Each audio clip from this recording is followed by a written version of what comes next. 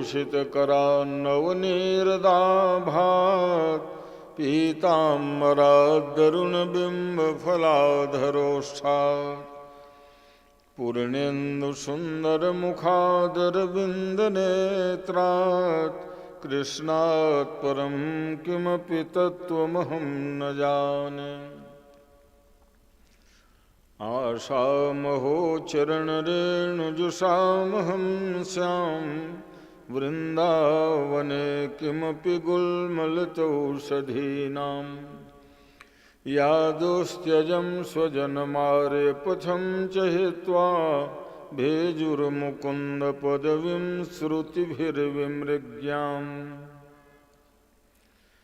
राधाकरावचितपल्लववल्लरीके राधापदाङ्कविलसन्मधुरस्थैके राधायशोमुखरमत्तखगावलीके राधाविहारविपिने रमतां मनो मे।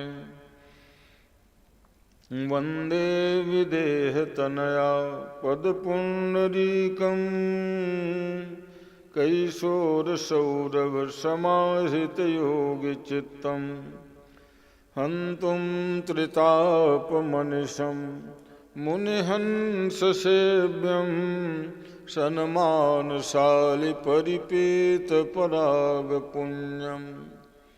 नमोस्तु रामाय सलक्ष्मणाय देव्यै च तस्यै जनकात्मजायै। नमोस्तु रुद्रेन्द्रयमानिलेभ्यो नमोस्तु चन्द्रार्कमरुदगणेभ्यः। यत्र यत्र रघुनाथकीर्तनं तत्र तत्र कृतमस्तकाञ्जलिं बाष्पवारि परिपूर्णलोचनं मारुतिं नमत राक्षसान्तकम्। या देवी सर्वभूतेषु मातृरूपेण संस्थिता नमस्तस्यै नमस्तस्यै नमस्तस्यै नमो नमः। ज्ञानिनामपि चेतांसि देवी भगवती सा बलादाकृष्य मोहाय महामाया प्रयुक्षति।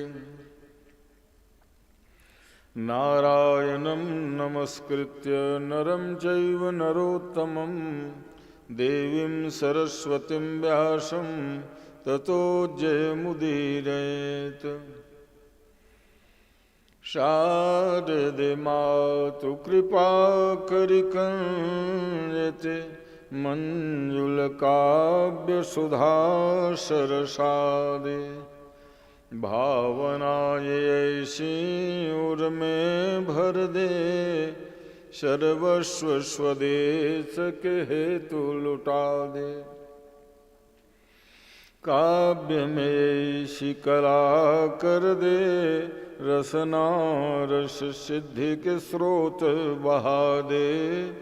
देश की ऐसी दशा के लिए फिर सिंह के सोए सपूत जगा दे। हे हनुमान महाबलवान कृपा के निधान सुजान प्रभो। मम काज कहाँ यति भारी तुम्हें जबलीन उठाए पसाण प्रभो। तुम जानत हो सबके जिय की तेहते नहीं कीन बखान प्रभो। हिय की अभिलाष सुपूरी करो निज दास प्रमोद ही जानि प्रभो। बोलिए भक्तवत्सल भगवान की जय। शंकर भगवान की जय। जगदम्बे भवानी की जय। बजरंगबली की जय। समस्त ग्राम देवताओं की जय। सत्य सनातन धर्म की जय। धर्म की जय हो। अधर्म का नाश हो। प्राणियों में सद्भावना हो। विश्व का कल्याण हो। गौ माता की जय। धर्म सम्राट पूज्य स्वामी श्री करपात्री जी महाराज की जय। वेद व्यास भगवान की जय। गढ़भेड़ा बाबा की जय। अपने अपने गुरु माता पिता की हर हर महादेव। श्री राम जय जय राम। श्री राम जय जय राम। कौशल्या के प्यारे राम। कौशल्या के प्यारे राम। दशरथ राज दुलारे राम। दशरथ राज दुलारे राम। भक्तों के रखवारे राम। भक्तों के रखवारे राम। हे मेरे प्राण आधारे राम। हे मेरे प्राण आधारे राम। श्री राम जय जय राम।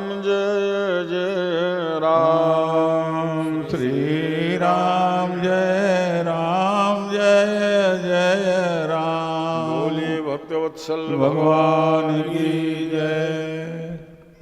भगवत चरणारविंद मकरंद सुधा के पान करने वाले लुब्ध मधुकरों की भांति मेरे अभिन्नात्मा जिज्ञासु श्रोता बंधुओं,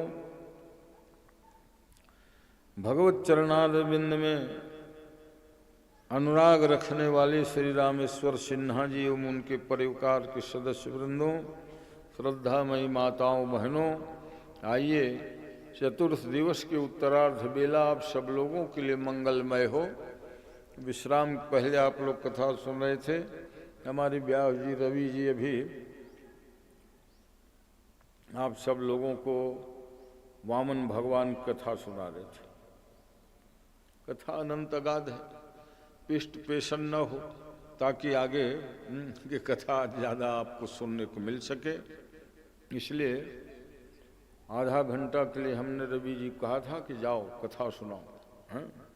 बड़े अच्छे योग्य हैं, इनकी कथा तो दूर दूर होती खंडवा में कथा इनकी हुई, कहा आपका आगमन हो जाता तो अच्छा था। मैं कहा नहीं हो पाएगा, तुम लोग कथा करो। अभी भी इनका कोई यूपी में कथा है, यहाँ के बाद 22 को चला जाएगा। तो ऐसा है, भगवान की कथा को छल कपट त्याग करके गाइए, है ना। मन कामना सिद्ध नर पावा और ये यह कथा कपट तजी गावा। भगवान के कथा को निश्चल हृदय, क्यों? भगवान को जब छल कपट नहीं पसंद है तो उनकी कथा अगर हम छल कपट कहाँ। निर्मल मन जन सो मोहि पाओ, उनकी घोषणा है। जिसका मन निर्मल होगा रे भाई वो मेरे को पाएगा। सीधी सी बात, चाहे कोई जाति का हो, कोई धर्म का हो, कोई उम्र का हो, जिसका मन निर्मल हो गया वो राम जी को पालेंगे। अब मन ही बिगड़ा हुआ है तो कोई भी हो कहाँ पाएंगे भगवान को, हाँ? तो ऐसे दिव्य माघ के महीना में मकर पर्व चल रहा है। आइए वामन भगवान की पूरी कथा तो कह चुके हैं, एक आध दो बात चर्चा करके आगे बढ़ेंगे। देखो, महाराज बलि को उनके शुक्राचार्य जी भी कह रहे हैं कि मत दे रे, ये भगवान के अवतार है, साफ मना कर दे, है ना। मगर गुरु की आज्ञा मानना चाहिए, एक तरफ से सिद्धांत है। मगर महाराज बलि ने गुरु की आज्ञा नहीं मानी। बलि गुरु तजो कंत ब्रज बनित ही भय मुद मंगल कार्य। एक तरफ शास्त्र कहता है कि आज्ञा गुरु नाम है विचार, बिना विचार किए सीधा जी हाँ कहिए। मगर अभी कथा सुन रहे हो कि राजा बलि ने कहा गुरुजी मैं आपको भले छोड़ सकता हूं मगर भगवान को नहीं छोड़ सकता। क्यों? इतिहास में कई घटनाएं ऐसी हुई है त्यजो पिता प्रहलाद है। प्रहलाद ने अपने पिता का पक्ष नहीं लिया, भले पिता है। विभीषण बंधु, विभीषण ने अपने भैया रावण का पक्ष नहीं लिया। माने माल्यवंत ने ठीक ही कहा था कि तात अनुजतव नीति विभूषण। रावण से कहा था कि आपके अनुज जो विभीषण है ना, वो नीति निपुण है, इनकी कहा मान लीजिए। सो उर्धरहु जो कहु कही विभीषण, पर उन्होंने कहा चल बड़ा भारी तुम शिक्षा देने हमको चले हो, ये उनका अहंकार। कोई अगर शिक्षा देते भी है ना दुष्ट लोग, तो तुम हमें सिखाओगे, ये उनको अपने ज्ञान का अभिमान रहता है। वो किसी को सम्मान दे, तुम हमें शिक्षा दे रहे हो, हमसे छोटा उम्र में आदि आदि, तो कहा मेरा अनुज शिक्षा देगा मेरे को। कहते हैं त्यजो पिता प्रहलाद विभीषण बंधु भरत महतारी। प्रहलाद ने अपने पिता का पक्ष नहीं लेके भगवान के भजन किया। विभीषण ने रावण का परित्याग किया, राम के शरणागत हुए। और भरत लाल जी ने, जिस भरत के बारे में कहते हैं कि भरत सरिस को, कौन है उनके समान भरत के समान कौन, प्रश्नवाची चिन्ह। भरत सरिस को राम स्नेही, जग जपुराम राम जपुजेहि। मैंने अद्भुत संत है भरत जी। मगर उन्होंने कहा माँ को हम त्याग सकते हैं, भरत महतारी। और बलि गुरु त्यजो, महाराज बलि ने गुरु को परित्याग कर दिया, क्योंकि उनको लगा कि हरि और गुरु में कोई भेद होता नहीं। हरि और गुरु, मगर गुरु जी ने कह दिया कि या तो हमें मान लो या तो इनको मान लो। कहा गुरु जी कैसी बात करते हो? अरे भाई आपके ही कारण, आपके जनाने से मैंने हरि को पाया। गुरु हरि से मिलाते हैं, इसलिए हरि गुरु, कोई भेद नहीं है। कई प्रसंगों में गुरु को भी प्राथमिकता दी गई है। मगर आप जो ये कहते हो कि हम दोनों में एक को अपनाओ, तो ये तो भेद बुद्धि है। तो कहा मैं आपको भले त्याग सकता हूं, मगर दरवाजे में आए हुए परमात्मा को कैसे परित्याग करूं? तो ये चारों लोगों का इतिहास प्रसिद्ध है, कर्तव्य दिखने को आया। प्रहलाद ने बाप को त्यागा, क्यों त्यागा भाई? अधर्म में थे। विभीषण ने भैया को त्यागा, क्यों भाई? तो अधर्म में थे। अधर्म का समर्थन नहीं करना चाहिए, चाहे कोई। समर्थन आप धर्म का करिए, अच्छे लोगों का समर्थन कीजिए, बुरे लोगों का समर्थन न करें। ये इतिहास जो है उपदेश दे रहा है। भाई माँ कैकेयी का चरित्र भले ही उज्ज्वल हो, सब कुछ ठीक है, उनका आंतरिक लक्ष्य, मगर व्यवहार में भरत जी को ये दुख हुआ कि मेरे भैया भाभी जंगल चले गए। भरत ही बिसरे पितु मरण, सुनत राम बन गौन। अब भला पिता के मरण को कोई बिसराता है क्या बच्चा? मर बिसरे, मतलब पितृ मरण के दुख से भी ज्यादा दुख है राम वनगमन का था। इसलिए अच्छा, राम वनगमन में हेतु कहा भरत जी, हेतु अपन पौजानिते थकित रहे धरि मौन। तो समझाने बुझाने पर भी जब शुक्राचार्य जी बड़े विद्वान से, देखो रे धर्म क्या है हम समझते, तुम नहीं, तुम ऐसा निर्णय नहीं लो। कहा नहीं गुरु जी, हम भगवान को जो देंगे कह दिए हैं ना 3 पग, वो देंगे। समझाया? ये मायावी विष्णु है जी। इदम विष्णु विचक्र में त्रिधा निथे पदम। तुम 3 का वो 2 ही पैर में तेरा सब कुछ नाप लेगा, है ना? इसके बाद भी नहीं माने। कहा कि मैं असत्य भाषण नहीं कर सकता। तो कहा असत्य सत्य की निर्णय तुम करोगे कि शास्त्र करेगा? शास्त्र कहता है स्त्री सुनर्म विवाहे च वृत्त्यर्थे प्राण संकटे अगो ब्राह्मणार्थे हिंसायाम नानृतम साज्योपशिषम। ये 6 स्थानों में बोला गया झूठ झूठ नहीं होता, मगर नहीं माना। इसका कारण यही है, बतलाते हैं कि ये महाराज बलि पूर्व जन्म के जुआरी थे, जुआ खूब खेलते थे। और जुआरी आदमी को सूझ जुआरी या अपन दाऊं, अपना जीतना ही अच्छा लगता है उनको। तो एक बार ये जुआरी कुछ काम तो था नहीं, बस अपना नहाए खाए घर से और चले।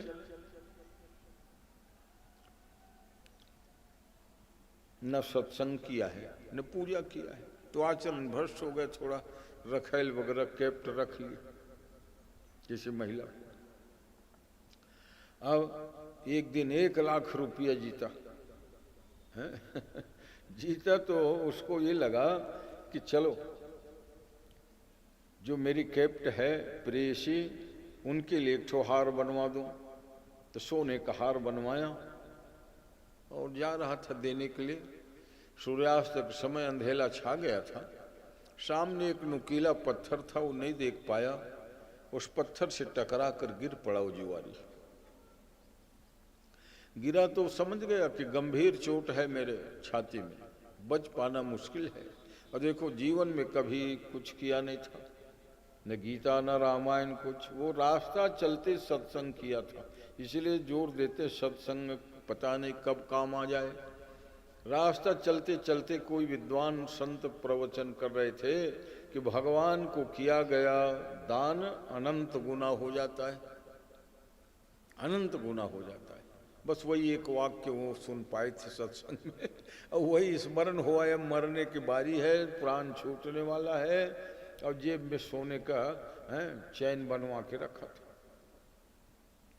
अपन प्रेयसी के पास तो पहुंच नहीं पाएंगे, तो वही स्मरण हुआ, भगवान को दिया गया दान अनंत गुना होता है। मैं मर ही जाऊंगा, कोई तो ले जाएगा इस सोने के चैन को। तो क्या किया, हाथ में रखा और कृष्णार्पण नमस्तु, अपना नाम गोत्र लेके भगवान को अर्पण कर दिया। अब प्राण छूट गया। अब जैसे प्राण छूटा तो यमदूत आए, कहा चलो यमराज जी के पास, क्योंकि जीवन भर खुरापात किए हो, जुआ खेले, मद्यपान किए, प्रेयसी रखे थे, न भजन न पूजन। कहा चलो। जुआरी बड़ा साहसी। यमराज ने पूछा क्यों रे जुआरी, तुम अपने पाप का फल पहले भोगोगे कि पुण्य का फल, ये बताओ। जुआरी उल्टा ही प्रश्न किया यमराज से कि मेरा पुण्य ज्यादा है कि पाप ज्यादा है, पहले आप गणित करके बताओ। यमराज ने कहा ले हम ही बताएं। तो चित्रगुप्त से पूछा बता दो भाई इनका पाप ज्यादा है कि पुण्य ज्यादा है।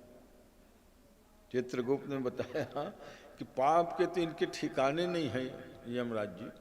अब पुण्य एक है, एक तो पुण्य है, वो भी अपट पड़े तो हर गंगा वाला पुण्य है। जानबूझ के हर गंगा नहीं किए, गिर पड़े तो हर गंगा। ऐसा कौन सा पुण्य है? कहा ये अपने प्रेयसी के लिए बढ़िया सोने की माला बना के जा रहा था देने, क्योंकि चोरी छिपा मिलते थे, प्रेयसी थे। कोई पत्नी वगैरह हो तो 5 प्रगट कोई भेंट करते हैं ना, तो प्रेयसी को देने जा रहे थे।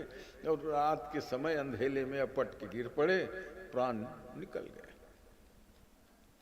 अब मरते समय उनको किसी जन्म के सत्संग का स्मरण हुआ है, इसलिए कहा शिवार्पणमस्तु, भगवान को अर्पण कर दिया उस सोने की माला। हालांकि मानसिक अर्पण किया, कोई प्रत्यक्ष शंकर जी के मंदिर उंदिर था ही नहीं, वाक्य में बोल दिया शिवार्पणमस्तु। तो जुआरी ने कहा अब एक सोने की माला मैं मरते समय अर्पण किया हूं शंकर जी। अब मृत्यु समय का दान अनंत गुना मिलता है, आप ही कह रहे हो, तो बताओ अब कितना मेरे को चाहिए। यमराज ने कहा देखो बेटा, तुम पाप के फल पहले भोग लो। भले पाप का फल कष्ट होता है मगर प्रायश्चित हो जाता है। पुण्य तुम्हारा थोड़ा सा है, मगर उस पुण्य को भोग के नष्ट मत करो, सुरक्षित। नहीं, मेरे को मालूम है, इतिहास मैं भी सुना पढ़ा हूं, कहे वो जुआरी। नृग नाम के राजा हुए, इक्ष्वाकु वंशी राजा नृग है। नृगो नाम नृपेंद्रो हम, वो राजा नृग ने नियम बनाया, कपिला, श्रृंगी, गो, खुर, सोना चांदी के पूंछ पीठ सब बनवावें, क्योंकि गौदान करे तो उसके श्रृंगार में लिखा है गो श्रृंग, तो श्रृंग सोने का हो,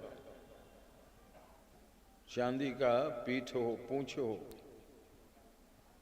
और ऐसा सुसज्जित करके दें तो वो हजारों गौदान रोज करता था राजा नृग, इक्ष्वाकु वंशित है। एक दिन एक गौ माता जिस ब्राह्मण को गौदान किए थे वो भाग के आकर के फिर वही गौशाला में घुस गए। अब राजा का तो अब क्या गलती, उनका काम था रोज हजारों गाय, चलो रे श्रृंगार को, सेवक लोग उसी गाय को फिर संकल्प कर दिए। अब पहले दिन वाला जो है ढूंढने निकला कि मेरी गैया कहाँ गई, राजा साहब मेरे दान किए हैं, और उस दिन जो दान पाया था उस गाय को ले जा रहा था कालते हुए। दोनों की मुलाकात हो गई आमने सामने। पहले दिन वाले ब्राह्मण जो दान पाया था, कहे महाराज ये गैया तो मेरी है। कहा मेरी है? अरे कल राजा साहब ने दिया था, मेरे कल दिए होंगे, आज मेरे को दिए। दोनों में विवाद हो गया। लड़ते लड़ते राजा नृग के पास आए और कहा राजन फट सच बताना, ये गैया मेरे को दिए को नहीं? दूसरे ब्राह्मण का सच बताना, ये गैया कल मेरे को दिए को नहीं? एक जने कहे कल दिए को नहीं, एक जने कहे आज। राजा समझ गए कि भयानक भूल हुई है, अब क्या करें।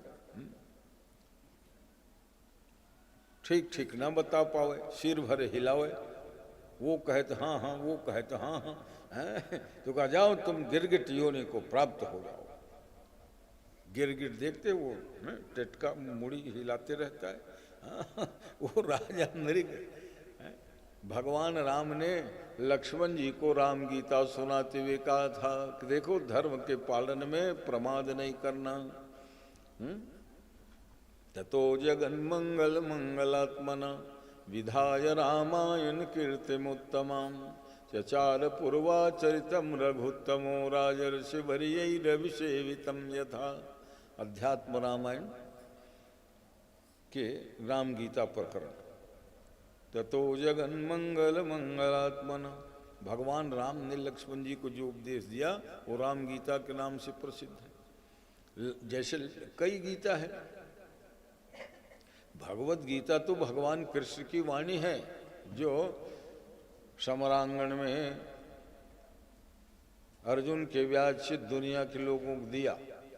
वो गीता अद्भुत है, इसलिए गीता को राष्ट्रीय ग्रंथ घोषित करने को चला है, और पूरा राष्ट्रीय केंद्र सरकार नहीं करी तो हिमाचल वाले ने लागू कर दिया कि गीता जो है हमारे राज्य ग्रंथ होगा।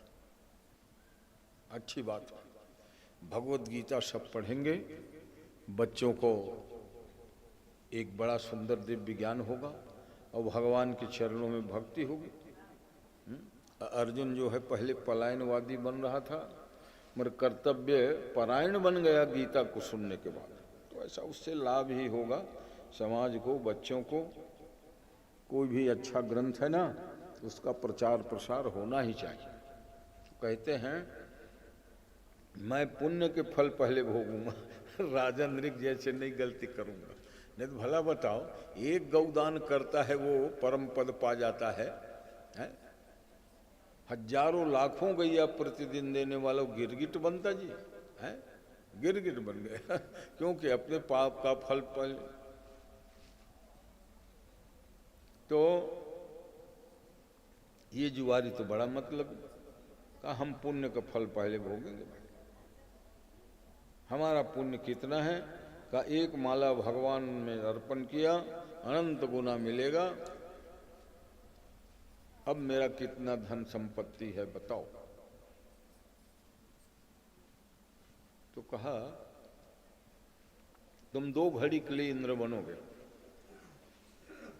एक माला अर्पण किए हो, 2 घड़ी के लिए देवराज इंद्र की पदवी में तुम बैठोगे।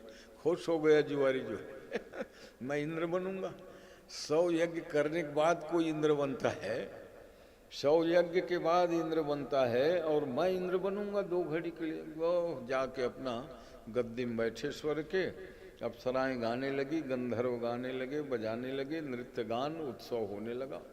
नारद जी उसी बीच में पहुंच करके कहा, जुआरी जो इंद्र बना था, कहा सुनो, पुण्य का फल 2 घड़ी में तो तुम व्यतीत कर दोगे, क्योंकि 2 घड़ी के लिए इंद्र बने हो तुम मात्र हैं। अरे एक ठो माला भगवान को भी धोखेधड़ी में चढ़ाए, पट पड़े तो हैं, तब इंद्र बने। अब इंद्र की सारी संपदा अभी लुटा दो तुम आगे भविष्य बन जाएगा। नारद जी के कहने पर वो जुआरी जो इंद्र बना था, सब ऋषि मुनियों को बुलाए, और इंद्रलोक, अब अपार संपदा है इंद्रलोक में तो ना है। स्वर्ग के राजा इंद्र जहाँ रहते हैं, ऐरावत हाथी 1 को दान दिए, सोने के भंडार 1 को दान दिए, जितने रत्न मणि माणिक्य थे सब दान करते हैं, यहाँ तक कि सिंहासन तक को नहीं छोड़ा। नंदन बगीचा जो देखने लायक है, हाँ, बगीचा को दान कर दिया। 2 घड़ी खत्म, यमराज की घंटी बजी, बुलाओ उस जुआरी को। 2 घड़ी के बाद फिर पेश हुआ, हाँ, और कहने लगा, महाराज अब मेरा कितना पुण्य है ये यमराज कुछ पूछते उसके पहले, अब मेरा कितना पुण्य है बताइए। 1 सोने का माला दिया तो इंद्र बने थे 2 घड़ी के लिए। इंद्र लोक की सारी संपदा दान करके आया हूं, हाथी घोड़ा रथ गद्दी सिंहासन सब, अब कितना धनवान बनूंगा यमराज ने कहा, और तेरे वो पाप कर्म सब दुनिया भर किए, जुआ खेले, शराब पिए, उसका हिसाब पीछे होगा हम तो पहले कहे थे कि हम पुण्य का फल पहले भोगेंगे। ऐसा वो जुआरी सुजुआरी, तब थोड़ा झल्लाते हुए यमराज ने कहा था, जाओ मृत्यु लोक में तुम 100 साल तक तीनों लोक में राज्य करो, क्योंकि देवराज इंद्र की संपदा को दान किए हो तुम, मगर संस्कार तेरा ठीक नहीं है भाई, इसलिए दैत्य कुल में जन्म लोगे, दानव कुल में, है ना। इसीलिए महाराज बलि है तो महान दानी, मगर दैत्य कुल में। तो भाई ऐसा है, तो दैत्य हो दानव हो, भगवान की भक्ति हो गई वो धन्य हो गया। सो कुल धन्य उमासु, महादेव जी के वो कुल धन्य जो भगवान की भक्ति कर ले। अब गोस्वामी जी ने तो डंक एक चोट में कहा, सोई पावन सोई सुभग शरीरा, वही पवित्र है, उन्हीं का शरीर धन्य है, जो छल छाड़ी भजिय रघुबीरा। सारा छल कपट छोड़ के जो भगवान को भज ले वही जो है उत्तम। और कई जने अच्छा शरीर मिला है, उत्तम कुल में जन्म मिला है, मगर भजन उजन नहीं करता है, दुनिया के अनर्थकारी प्रवृत्ति में पड़ा है, तो थोड़े श्रेष्ठ हो जाएगा भाई तो इसलिए क्या मापदंड के, सोई पावन, वाह वही पवित्र है, सोई सुभग शरीरा, जो छल छाड़ी भजिय रघुवीरा। भगवान के भजन में छल कपट त्याग दो, चाहे वो कोई भी प्राणी हो, किसी जाति का हो, किसी उम्र का हो, वो बंदनीय बन जाता है। ध्रुव और प्रहलाद 5 ही साल के थे, हैं? शबरी जो है आदिवासी कन्या थी, मगर सब पावन बन गए कि। रविदास जी अंत्य थे, मगर संत रविदास हैं, बड़े बड़े संत उनसे मिलने आते थे। मीराबाई गुरु बनाई, दीक्षा ली, तो बड़े बड़े संत थे उस समय, तो तुलसीदास जी थे, सूरदास जी थे, रामानंदाचार्य थे, मन गुरु मंत्र जिसे उनसे हमारे असली वो क्या है सिद्ध थे। उनकी जो कठौती थी ना, उसमें गंगा नृत्य करती थी इसलिए बड़े बड़े लोगों को लो चरणामृत कर दे दे, को नहीं भैया चमड़ा भिंगोए हुए नहीं पीऊंगा, सवेरे बता रहा था कमली मत्स्येंद्र नाथ नहीं पिए, गोरखनाथ नहीं पिए, और कबीर की लड़की थी कमली बाई, वो पानी जल को पी लिया। बाद में जब इनको ज्ञान हुआ तो गए हैं, कहा भैया हमको चरणामृत, अब वो चरणामृत कहाँ है, अब तो वो चली गई कमली बाई के हिस्से में। तो उनके तो कमंडल में गंगा दिखती थी। अब कहावत बन गई, मन चंगत कठौती में गंगा, है ना।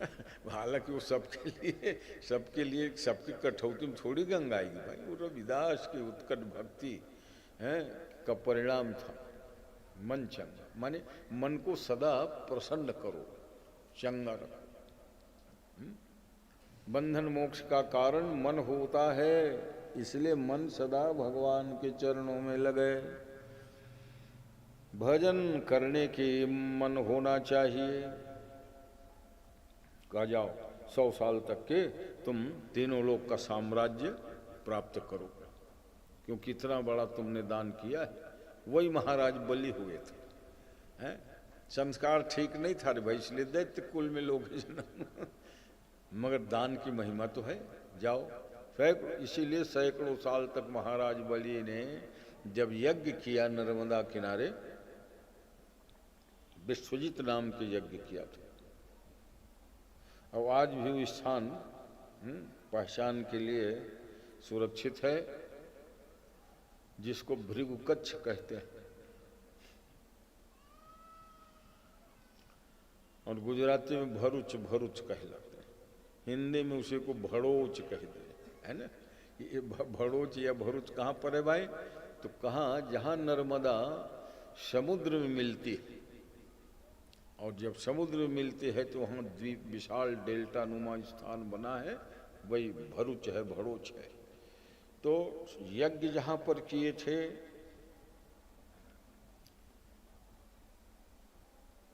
वहीं पर ये भगवान ने दान भी लिया था।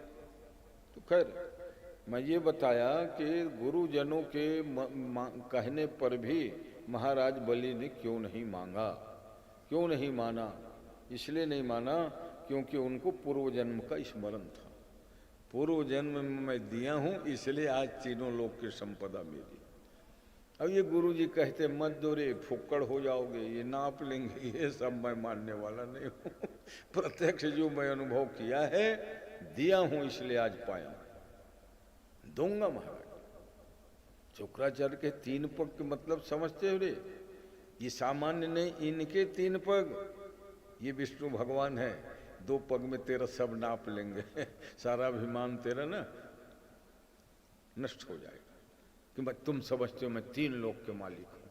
3 लोक के असली मालिक यही है? तुमको अहंकार हो गया कि तीनों लोक की संपदा होने से त्रिलोकी के मालिक भगवान है। हाँ ठीक कहे गुरुजी, जब त्रिलोकी के मालिक भगवान है तो उनको देने में क्या हर्ज है, आप ही बताओ। आप मना क्यों कर रहे हो, हैं? जब वास्तविक मालिक वही है। तो नाराज हो गए शुक्र, जाओ गुरुजी से बहस करते हो, बंधन में पड़ जाओगे तुम, बंधन में पड़ जाओगे। और इसीलिए जब संकल्प करते समय शुक्राचार्य जी कमंडल के टोटी में घुसा। इसलिए टोटी वाले कमंडल बहुत लोग रखे रहते हैं, पानी डालने में सुविधा होती, अर्घ्य वगैरह देते हैं। अब आजकल तो उसी हिसाब से बर्तन बनाने भी लगे, घर घर वो टोटी वाला कमंडल हैं। शिव जी की अभिषेक करने के लिए सबके यहाँ श्रृंगी हैं, तो अच्छा है। सूर्य भगवान को अर्घ देना है तो लोटा वगैरह में दोगे तो बढ़िया, वो टोटी वाला रहेगा, धार निकलता है। नमो विवस्वते ब्रह्म। तो भक्तों के इच्छा के लिए ही सब व्यापार तंत्र आदि जो है चलता है। और अगर किसी को नहीं था उस दिन, भले अंजुली में ही जल देते रहे, नमो विवस्वते ब्रह्म। मगर जब देखा नहीं टोटी वाला कमंडल बढ़िया होता है, तो उसको फिर लेने की इच्छा हो गई।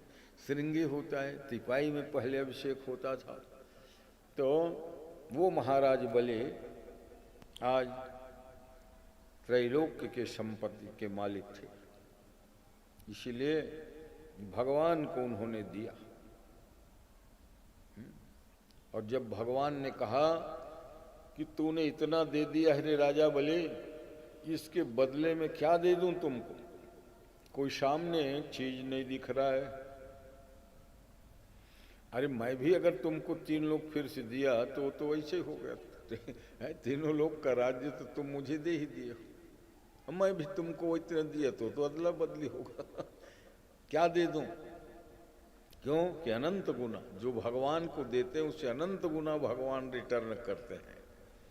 इसलिए भगवान ने कहा कि तेरे 52 दरवाजे के महल बना के सुतल लोक में रहना, और हर दरवाजे में मैं खड़ा हुआ मिलूंगा। जिस दरवाजे, तो राजा बलि भी चौंक के, है ना, सूचना पहले से नहीं होती थी कि पूर्व द्वार से निकलना, अचानक पश्चिम द्वार से भगवान को दौड़ के जाना पड़ता था। वेद के छड़ी लिए द्वारपाल है। धन्य भगवान इतने उदार हैं। महाराज बलि को मालिक बना दिया और अपना स्वयं सेवक बन गए, द्वारपाल बन गए। इसलिए रावण जब विजय करने के लिए गया और कहा कि राजा बलि से मैं युद्ध करूंगा, तो दरवाजे में यही भगवान खड़े थे, ठिगना कद काठी के बौना सा, हाथ में बेत की छड़ी लिए। कहा क्या बात है, कौन है आप? लंकेश। कैसे आए हो? राजा बलि से युद्ध करूंगा, क्योंकि तीनों लोग 14 भुवन जीतते आ रहा हूं। वामन जी ने कहा रावण से तो बाद में लड़ना, हमसे पहले लड़ो। देखो भगवान कितने दयालु, अपने भक्तों की महिमा बढ़ाने के लिए, हमसे पहले लड़ो जी। तो रावण को हंसी आ गई। कहा 52 अंगुल, वामन जी टोटल 52 अंगुल के थे, ठिगना कद काठी, बुटिया छोटा शरीर। तो कहा तुमसे लड़ूंगा तो मेरे तौहीनी हो, लोग कहेंगे इतना बड़ा योद्धा रावण छोटे बच्चे से लड़ा। इसलिए जाओ तुम अपने मालिक को बुला के लाओ। मगर भगवान वामन जी ने रावण को एक हल्के से लात प्रहार किया, उछल के लात लगाई, और रावण जो है वहां से उल्टा सीधा गिरे अपने लंका में। माल्यवंत आदि जो उनके पुराने सचिव कहे, सरकार आप थक गए होंगे वहां बलि से लड़ाई करते करते, बलि को जीत के आ रहे हो, विश्राम करिए। पंखा झलने लगे, पानी छींटा देने लगे। तब रावण ने धीरे से माल्यवंत कान में कहा मेरे आल औलाद को बता देना कि भूल करके भी राजा बलि के यहाँ ना जाए। कहा क्यों? आप तो उनको हरा के आ गए हो, कब्जा करने जाएंगे सूतल? कब्जा का? अरे उनका एक द्वारपाल है ठिगना, बौना सा, एक लात मारी तो मैं यहाँ आके बेहोश होके गिरा। अब वो तो हल्का ही लात लगाई थी, कहीं जम के मारते ना तो ये लौट के भी नहीं आता। इसलिए धन्य हो प्रभु, अपने भक्त के महिमा को इतना बढ़ा दिया है। राजा बलि वो बलवान है रे, जिनके द्वारपाल इतना बलवान है कि त्रैलोक के विजेता रावण को एक हल्का सा लात मारा, आके यहाँ मूर्छित गिर पड़ा। पानी छेड़ के तब मेरे को होश आया, इसलिए उधर भूल के भी नहीं जाना। है मेरे संतान को भी मैं हिदायत दे रहा हूँ। तो ऐसे भगवान दयालु हैं, हर दरवाजे में खड़े थे, जिस दरवाजे से राजा बलि निकलते दौड़ के खड़े हो जाते थे। इसीलिए रवि जी कथा सुनाए होंगे कि भगवान फिर लक्ष्मी जी आ करके, है ना, रक्षाबंधन करी। ये न बद्धो बलि राजा दानवेंद्रो महाबला। तो कुछ शेष विशेष बात बच गई थी, उसको मैंने पूरा किया है। कहना क्या चाहते हैं सुखदेव जी? जब पूर्ण समर्पण की भावना होती है किसी भक्त में, तो भगवान तो आज भी सेवक बन के दरवाजे में खड़े होने को तैयार है। जब भगवान ने कहा तेरे राजा बलि मैं तेरे दरवाजे में द्वारपाल बनूंगा, तो पहले तो उनको संकोच हुआ कि आपको कैसे द्वारपाल बनाऊंगा प्रभु। फिर सोचा दानव है ना कितनों हुआ, तो उसका एक अहंकार जगा। जिस परमात्मा को लोग ढूंढते हैं, योगी लोग ध्यान लगा रहे हैं, यज्ञ कर रहे हैं, कहाँ है भगवान, कहाँ है भगवान, तो कम से कम मेरे दरवाजे में भगवान खड़ा रहूंगा कहते हैं। तो बड़े गौरव बात है। ठीक हाँ करके मान लेता हूँ। बड़े बड़े ऋषि मुनि महाराज कहेंगे भगवान कहाँ है, तो मैं कहूँ चलो हम मिलाते हैं, चलो भगवान से हम मिलाते हैं। ये अहंकार भी सात्विक अहंकार है ना।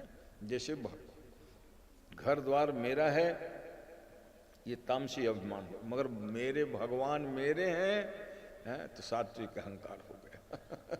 उसमें फिर दोष नहीं होगा, भगवान को अपना मान लिया तो अच्छा हो गया, मगर संसार के धन दौलत गाड़ी बंगला को अपना माना तो बंधन के कारण बन गया। बात एक ही ना, अपना मान तो रहे हैं मगर संसार को अपना माना तो खतरा, और भगवान को अपना माना तो बेड़ा पार। इसीलिए राजा बलि ने स्वीकार किया, ठीक है प्रभु, है आप मेरे दरवाजे में रहोगे, बड़े बड़े ज्ञानी ध्यानी आएंगे परमात्मा को ढूंढते हुए, तो मैं कहूँगा आओ आओ, भगवान मेरे दरवाजे में खड़े, इसलिए स्वीकार कर लिया। भगवान मेरे हैं अस अभिमान, जाई जनी भोरे, मैं सेवक रघुपति पति मोरे।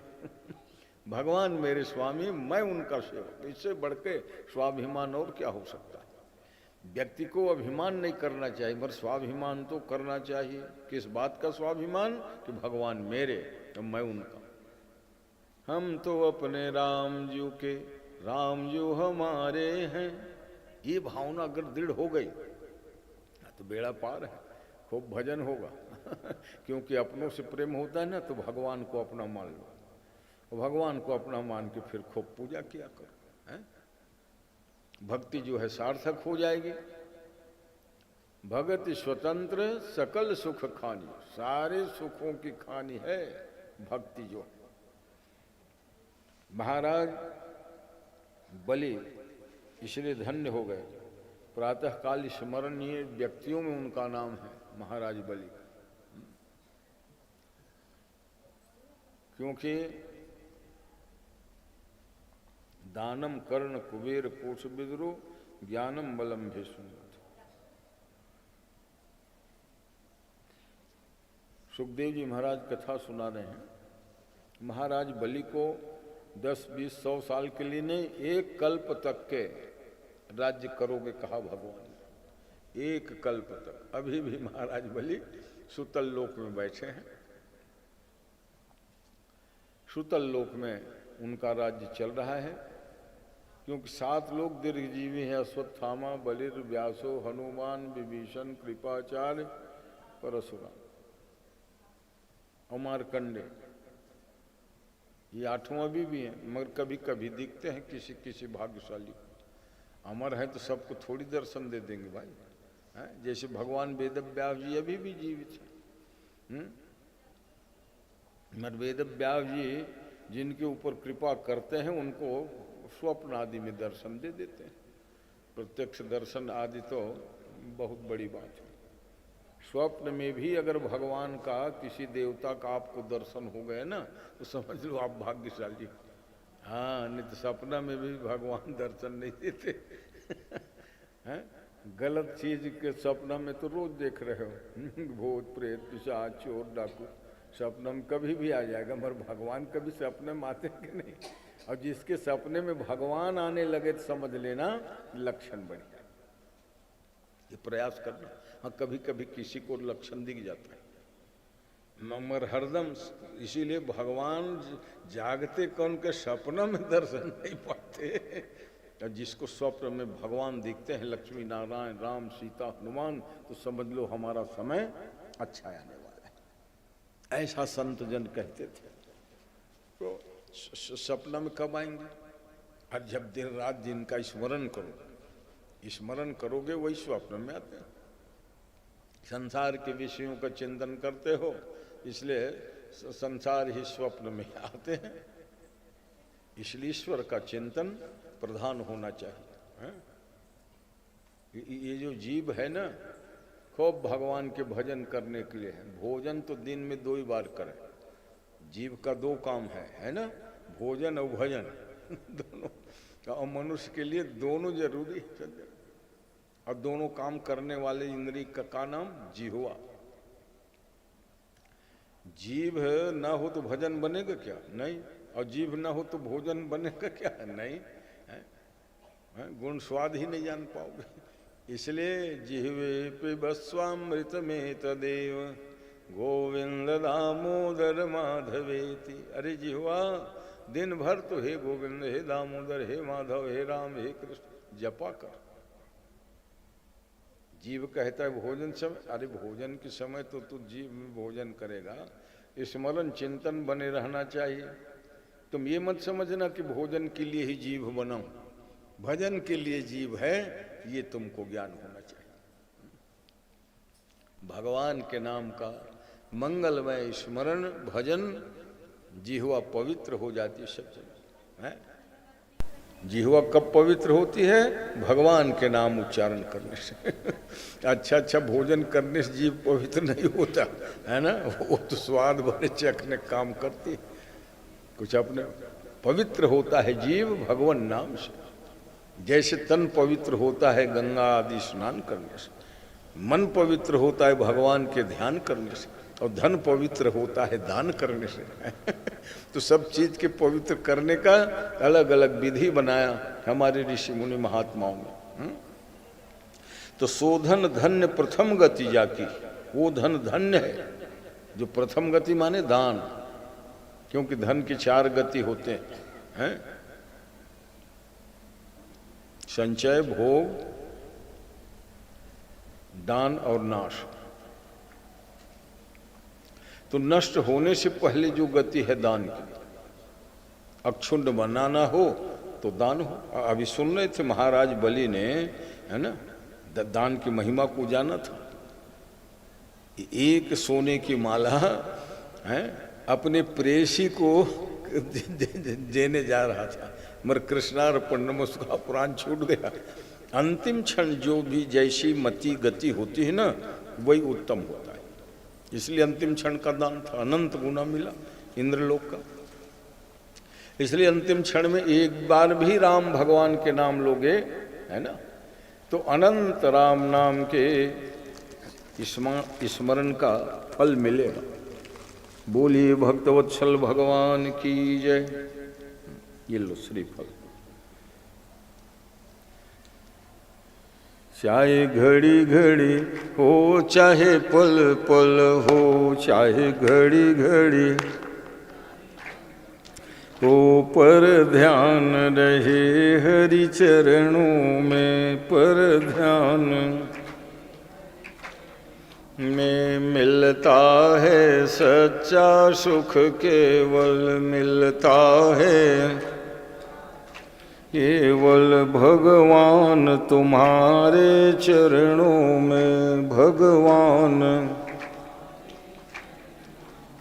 तो सच्चा सुख भगवान के चरणों में, इसलिए भगवान का नाम, उनके रूप का चिंतन सदा चलते रहना चाहिए, है ना।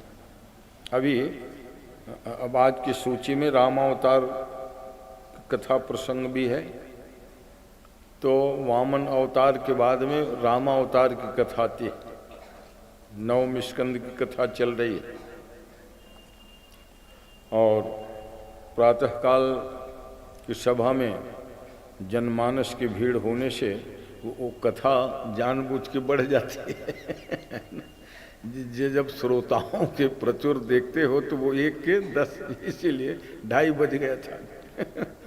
और जब श्रोताओं की संख्या कम होती है तो उस कथा में कटौती होने लग जाती है। वो जानबूझ के नहीं होता, ऐसा स्वाभाविक है। जब प्रबल भीड़ देखता है वक्ता ना, तो फिर उसको दिव्य और भाव बढ़ते जाता है, इसलिए वो विलम्ब हो जाता है। और इतना विलम्ब आज की सभा में सवेरे हो गई तो मेरे को थोड़ा झल्ला, नहीं भाई ये सब जो नहीं, मगर रामेश्वर जी तो रामेश्वर है ना। प्रार्थना करके खड़ा हो गए, कहा कि नहीं गुरु जी, तो गुरु जी तो एक क्षण में चलो ठीक है बांटो। तो ऐसा है जहाँ अपनत्व होता है वहाँ नियम आदि को भी, जहाँ प्रेम तह नेम नहीं, तो जहाँ नेम तह प्रेम। नेम और प्रेम एक जगह साथ निभ ही नहीं सकता है, इसलिए कभी कभी नियम को तोड़ना पड़ जाता है।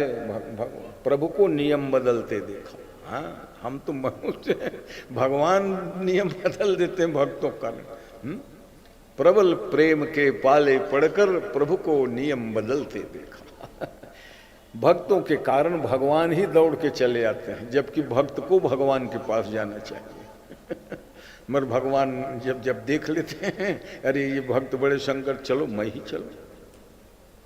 तो सज्जनों, मर्यादा पुरुषोत्तम भगवान राम का वो चरित्र है जो 100 करोड़ रामायण में वर्णित है। एक दो नहीं, 100 करोड़ रामायण, शतकोटि प्रविष्टरम। और उस चरित्र को भागवत में इसलिए गान किया कि अवतार के क्रम में वामन अवतार के बाद भगवान राम का अवतार होना है, और राम का अवतार नहीं होगा तब तक कृष्णावतार संभव ही नहीं। तो कृष्ण भगवान के अवतार तो कल आप लोग सुनेंगे ठीक 11 बजे से। तो आज मर्यादा पुरुषोत्तम भगवान के चरित्र को सुनकर अपने जीवन को मर्यादित कर लें, क्योंकि ऐसा है भगवान क्या कृष्ण के चरित्र में मर्यादा नहीं है, वहां भी मरे। तो भगवान कृष्ण लीला पुरुषोत्तम, पुरुषोत्तम दोनों हैं, दोनों पूर्ण परात्पर परब्रह्म है। भाई मर्यादा का उल्लंघन कोई भी करेगा तो वो भगवान कैसे होंगे? अब वो दिखता जरूर है ऊपरी तौर से, भगवान ने चीरहरण कर दिया, दूसरों घर जो है माखन चुरा लिए, मगर वो कोई मर्यादा भंग नहीं, उसके सब हेतु है। और जिसको भागवती कथा उस दिन जब प्रसंग आता है तो मैं भरसक प्रयास करता हूँ कि भगवान ने चीरहरण क्यों किया, नवनीत क्यों चुराया, सबके हेतु हैं सज्जन। अरे जो भगवान एक ही बात जान लो, घोषणा करते हैं धर्म संस्थापनार्थाय संभवामि युगे युगे, यहाँ युग युग में मेरा अवतार होता है। किस लिए होता है? धर्म की स्थापना के लिए होता है। तो जो भगवान धर्म की स्थापना के लिए आते हैं, उनके जीवन में किसी प्रकार का अन्याय अधर्म फटक सकता है क्या? नहीं। ये बात तो दृढ़ विश्वास के साथ पहले जान लो। जो जिसको विश्वास नहीं होता वही लोग फिर तर्क वितर्क करते हैं, भगवान ने ये क्यों किया, कुबिया के घर भगवान काहे को गए, राजा महाराजा बुलाते रहे नहीं गए, आदि आदि। तो सज्जनों, भगवान के हरि अनंत हरि कथाय अनंता, अनंत भगवान की कथाएं अनंत है और अनंत प्रकार से लोग गा रहे हैं, और गाना चाहिए, है ना। कोई किसी विधा से गाता है, मगर वो ख्याल रखें चाहे जिस विधा से भगवान के चरित्र को गा लो, मर्यादा की सुरक्षा जो है जरूर करिए। व्यासपीठ की भी मर्यादा होती है, माता बहन सुनने को बैठी रहती, उनकी भी एक मर्यादा होती है। व्यासपीठ का मतलब यही है सज्जनों, इस कराल कलिकाल में भगवान नाम कीर्तन, भगवान की कथा श्रवण, ये सर्वोपरि सर्वोत्कृष्ट साधन है। तो कहते हैं मर्यादा पुरुषोत्तम भगवान राम जो पूर्ण परात्पर ब्रह्म है, राम ब्रह्म चिन्मय अविनाशी सत चेतन घन आनंद राशि। भगवान सच्चिदानंद घन है। तो कहा भैया नाथ धरई नर्तन के ही हेतु, जब सच्चिदानंद है तो नर्तन का एक उदाहरण करके आए हैं, चाहे याज्ञवल्क्य हो या उमा पार्वती, इसलिए अवतार लेके आते हैं कि मर्त्यावलोकस्त्व मर्त्य शिक्षणम, मृत्यु लोक के अनंत प्राणियों को शिक्षा देने के लिए ही परमात्मा का अवतार होता है। नहीं तो भगवान को क्या जरूरत पड़ी थी अवतार लेने की? अब आप कहोगे कि राक्षसों को मारने के लिए, दुष्टों को संहार करने के लिए, अरे तो वो तो उनके भावों की सारे मात्र से हो जाता है। भ्रिकुटी विलास सृष्टि लय होई, भौहें की सारा मिलते ही सृष्टि संहार और पालन तीनों काम हो जाता है संसार। तो जब भौं की सारे से ये तीनों काम हो सकते हैं, तो क्या चंद राक्षसों को मारने के लिए भगवान अवतार लेके आते? हनुमान जी महाराज कह रहे मर्त्यावतारस्त्वे मर्त्य शिक्षणम। ये श्लोक जो है ना हनुमान जी के द्वारा कहे गए। रक्षो बधाई वन केवलम विभो, क्योंकि भगवान कभी कभी अपने परिकरों से पूछते थे, और यही बड़ों की बड़प्पन है। भगवान लेटे हैं, अंगद हनुमान चरण दबा रहे हैं, सुग्रीव विभीषण कानों के पास बैठे हैं और पूछ बैठे भगवान, रे चंद्रमा में काला काला दिखता है, दाग किसका है?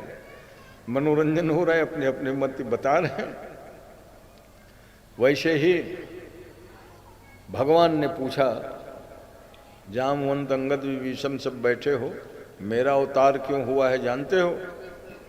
तो किसी ने कहा पृथ्वी के भार हरण करने के लिए, किसी ने कहा राक्षसों को मारने के लिए। हनुमान जी की बारी आई, हनुमान तुम बताओ है? मेरा अवतार। क्योंकि सबसे पीछे हनुमान जी को पूछते थे, क्योंकि हनुमान जी ज्ञान इनाम अग्रगण्यम, पहले से पूछ दूंगा तो उत्तर सब जान जाएंगे हैं? गुरु जी लोग ना सबसे कमजोर विद्यार्थी को पहले पूछता है क्योंकि होशियार तो उत्तर दे ही देगा तो हनुमान जी के नंबर बाद में लगे, सब बता डाले। कोई कहे ब्राह्मणों के हित के लिए आया, कोई कहे पृथ्वी भार उतारने के लिए आया। हनुमान अब तुम बताओ मेरा अवतार क्यों होता है? वहीं हनुमान जी उत्तर दे रहे हैं, मर्त्यावतारस्त्वेह मर्त्य शिक्षणम रक्षो बधाई वन केवलम विभो, के हे प्रभो, मृत्यु लोक के अनंत प्राणियों को शिक्षा देने के लिए ही आप मनुष्य रूप में अवतार लेके आते हो। नहीं तो ये सब दुष्टों को मारना पीटना तो सब आपके भ्रिकुट विलास मात्र से ही संभव है। मर्त्यावतारस्त्वेह मर्त्य शिक्षणम रक्षो बधाई वन केवलम विभो। तो भगवान राम का जो अवतार होता है मृत्यु लोक के अनंत अनंत प्राणियों को अवतार लेने के लिए होता है। वो भगवान राम त्रेता युग के पावन समय में, आप सब जानते हो महाराज दशरथ रघुकुल मणि राव है। हाँ, रघुकुल मणि राव वेद विदित तेहि दशरथ नाव। रघुकुल मणि है, मणि राजा है नहीं कहा। अब भगवान राम जी रघुकुल मणि के यहाँ अवतार लेते हैं। मणि का मतलब जो है श्रेष्ठ।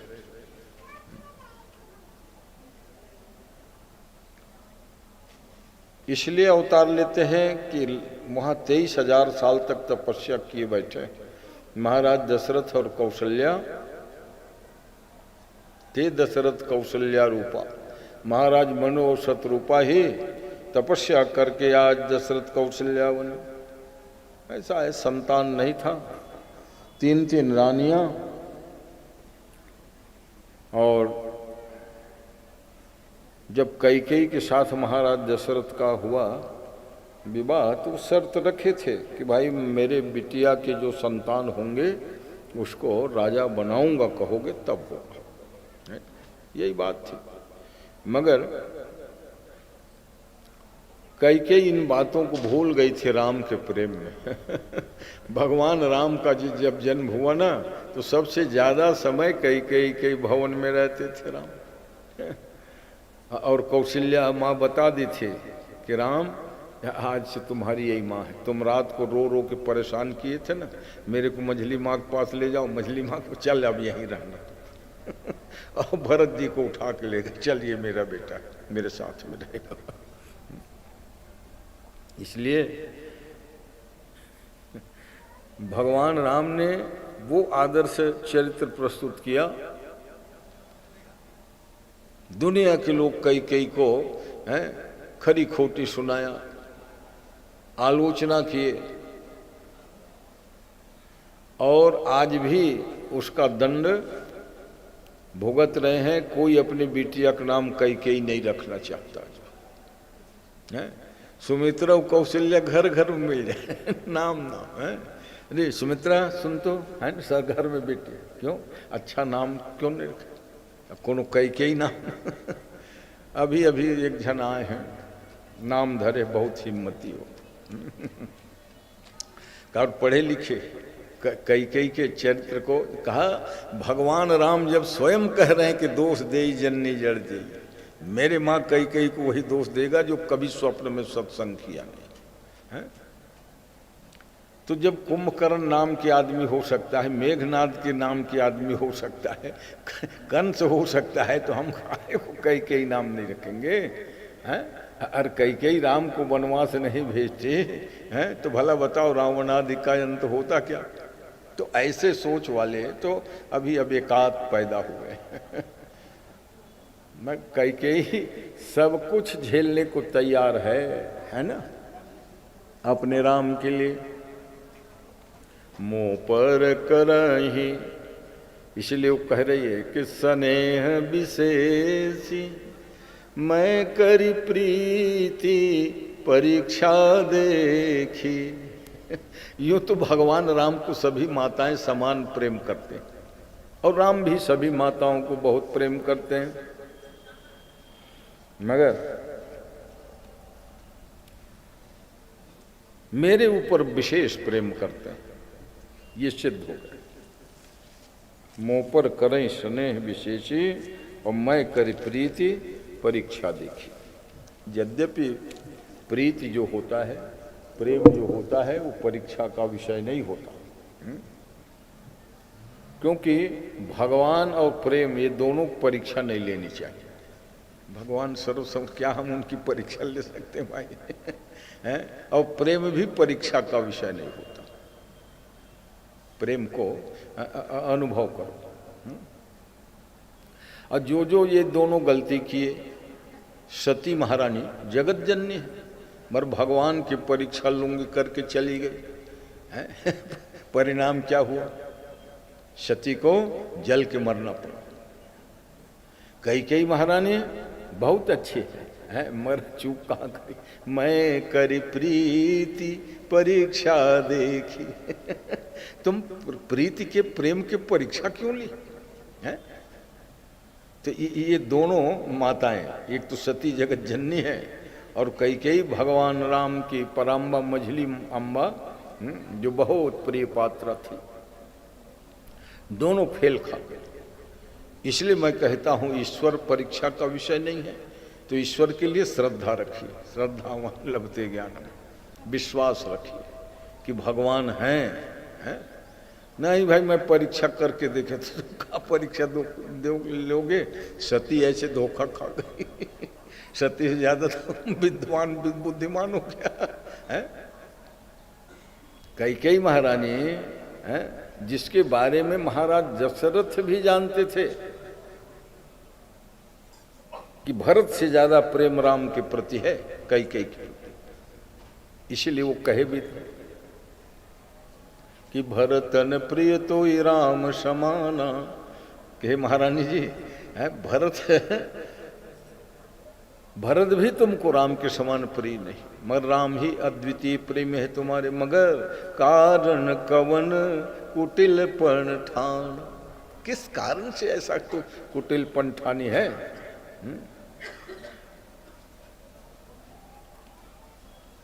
मोरे राम भरत दुई आँखी। दशरथ जिनका देखो, राम भरत में मेरी दृष्टि में कोई भेद नहीं, दोनों मेरी आंखें। किसी व्यक्ति पूछा जाए कि तुमको बाईं आंख ज्यादा प्रिय है दाहिना आंख? तो आप कहो कि दोनों आंखें तो भैया मेरी समान ममता है। दो आंख में एक गंवाना पड़ेगा, बोल किसको फोड़ूं? तो क्या कहेंगे? नहीं, दोनों आंख मुझे बहुत प्रिय, गंवाना नहीं चाहिए, किसी भी आंख को गंवाना नहीं चाहिए।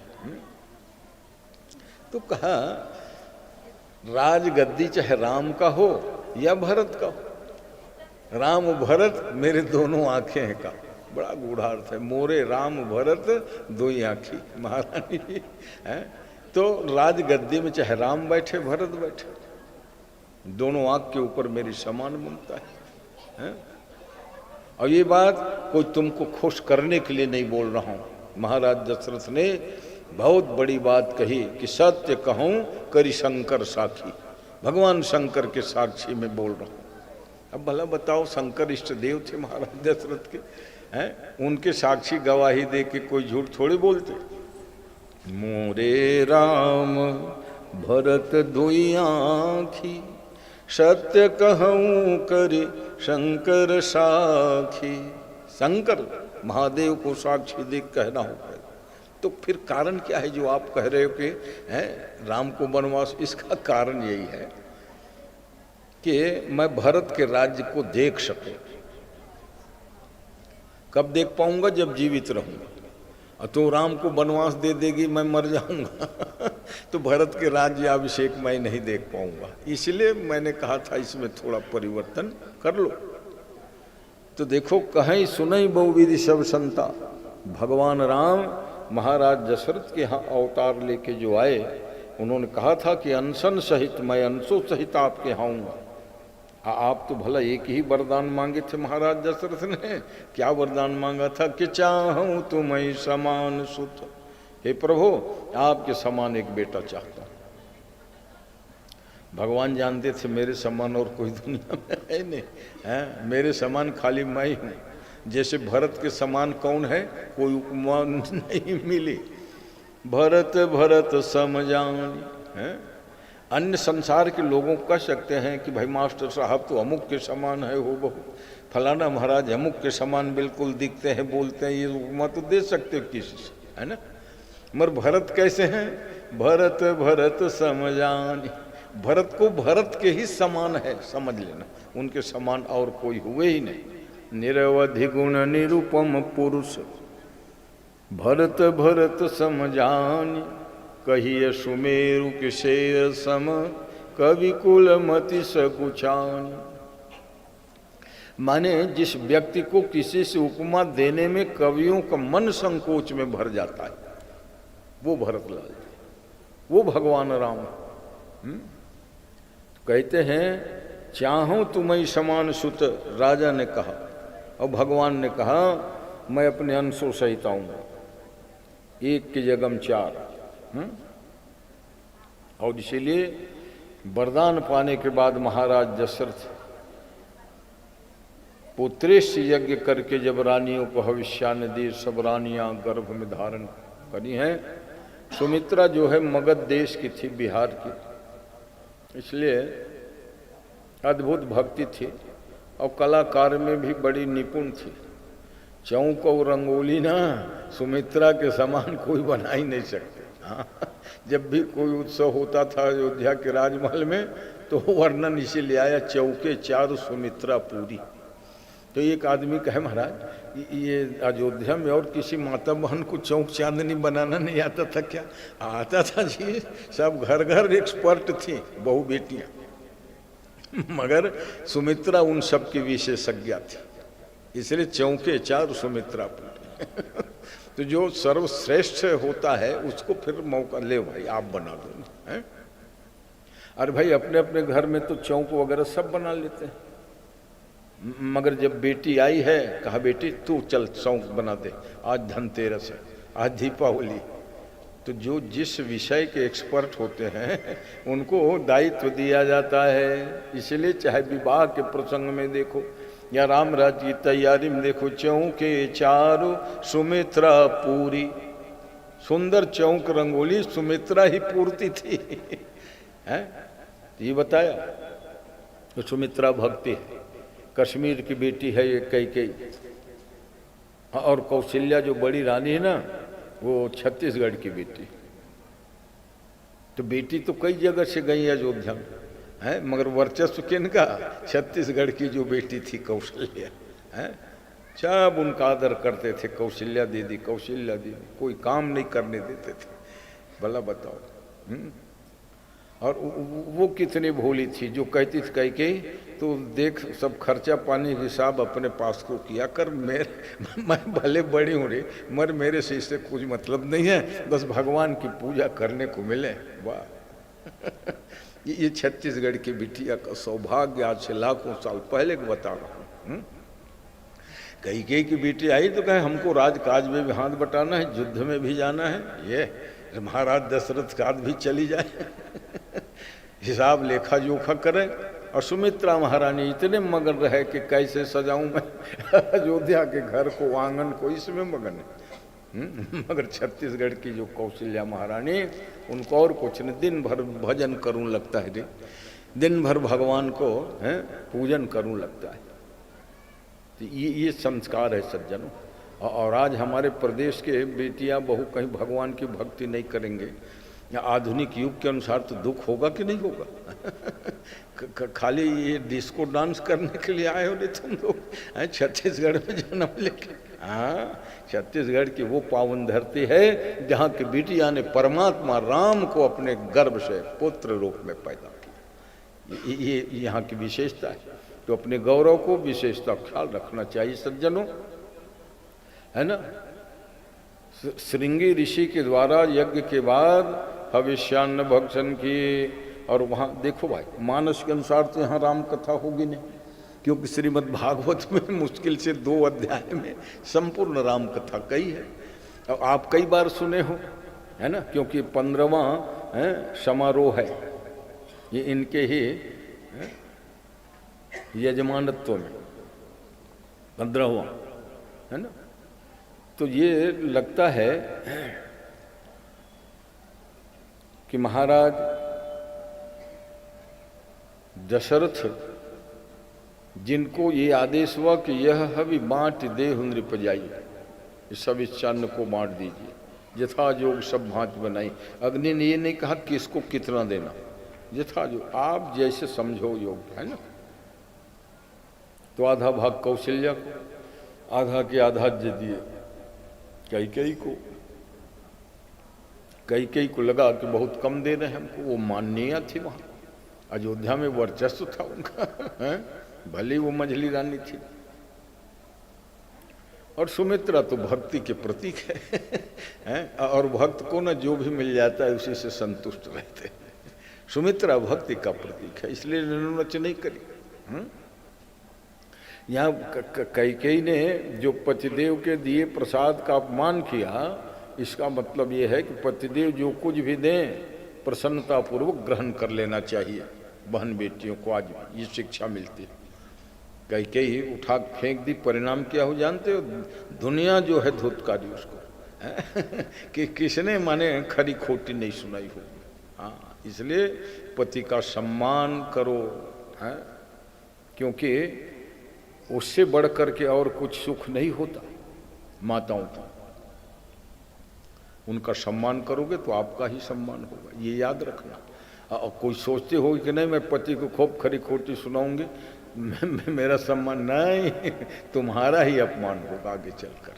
हाँ, क्योंकि पातीति पति, रक्षण करने अर्थ में तुम्हारे आन बान शान है, धन संपदा आदि, इसीलिए अमित दान भरता माना गया है, अमित दान भरता। कैकेयी महारानी को बाद में जरूर पछतावा हुई कि मुझे वो प्रसाद फेंकना नहीं था। और फिर प्रसाद थोड़ा मिले कि ज़्यादा मिले, प्रसाद जो है प्रसन्नता के लिए है ना, प्रसाद अस्तु प्रसन्नता। हाँ, प्रसाद का मतलब ही है प्रसन्नता हो जाए। इसलिए पतिदेव सस्ता महंगा कोई भी चीज हो, हल्का फुल्का जो भी ला के दे, प्रेम पूर्वक जो है ग्रहण कर लेना चाहिए। ये शिक्षा मिलती है। चारों रानियां गर्भ में हैं, कोई तेजो की खानी है, कोई रूप की खानी है, कोई शोभा की खानी है? वो अभी मड़ेली में मैंने उस दिन कहा था सभी रानियों के नाम है ना, तेजोवती, ज्ञानवती, प्रियंवदा, ये कई कौशल्या तो है ये शास्त्रों में नाम। ते तेजोवती के गर्भ से तेज की खानी लक्ष्मण, शील की खानी भरत, है? और शोभाधाम राम यश नाम। गुरुदेव जी ने कहा था भाई इनके तो अनेक नाम है, मगर मैं आज इनका नाम जो धरूंगा वही संसार में प्रचलित होगा। इसलिए मैं भाग्यशाली हूं कि मेरे धरे हुए नाम को दुनिया के लोग जपेंगे। वशिष्ठ जी ने ही नाम रखा था राम, शोभाधाम राम यश नाम। कैसे है भगवान राम? तो शोभा के धाम, धाम माने भंडार। अखिल लोक, एक देश प्रदेश ही नहीं, अखिल लोक ब्रह्मांड को आराम देने वाले, अखिल लोकदायक विश्राम। राम कहते ही एक विश्राम मिलता है सत्य में। आज चाहे वैज्ञानिक का युग हो, कुछ भी हो, अशांति हो, टेंशन में हो, 2 मिनट श्री राम जय जय राम राम राम कहो, एकदम शांति आ जाएगी। तो कई बार प्रैक्टिकल प्रयोग किया हुआ है आप लोगों को भी बता रहा हूं। क्योंकि अखिल लोकदायक विश्राम, विश्राम मिलता है राम कहने से। इसलिए हमारे जीवन के हर क्षण में भगवान राम से जुड़े रहे। कोई मिले तो राम राम भाई आओ,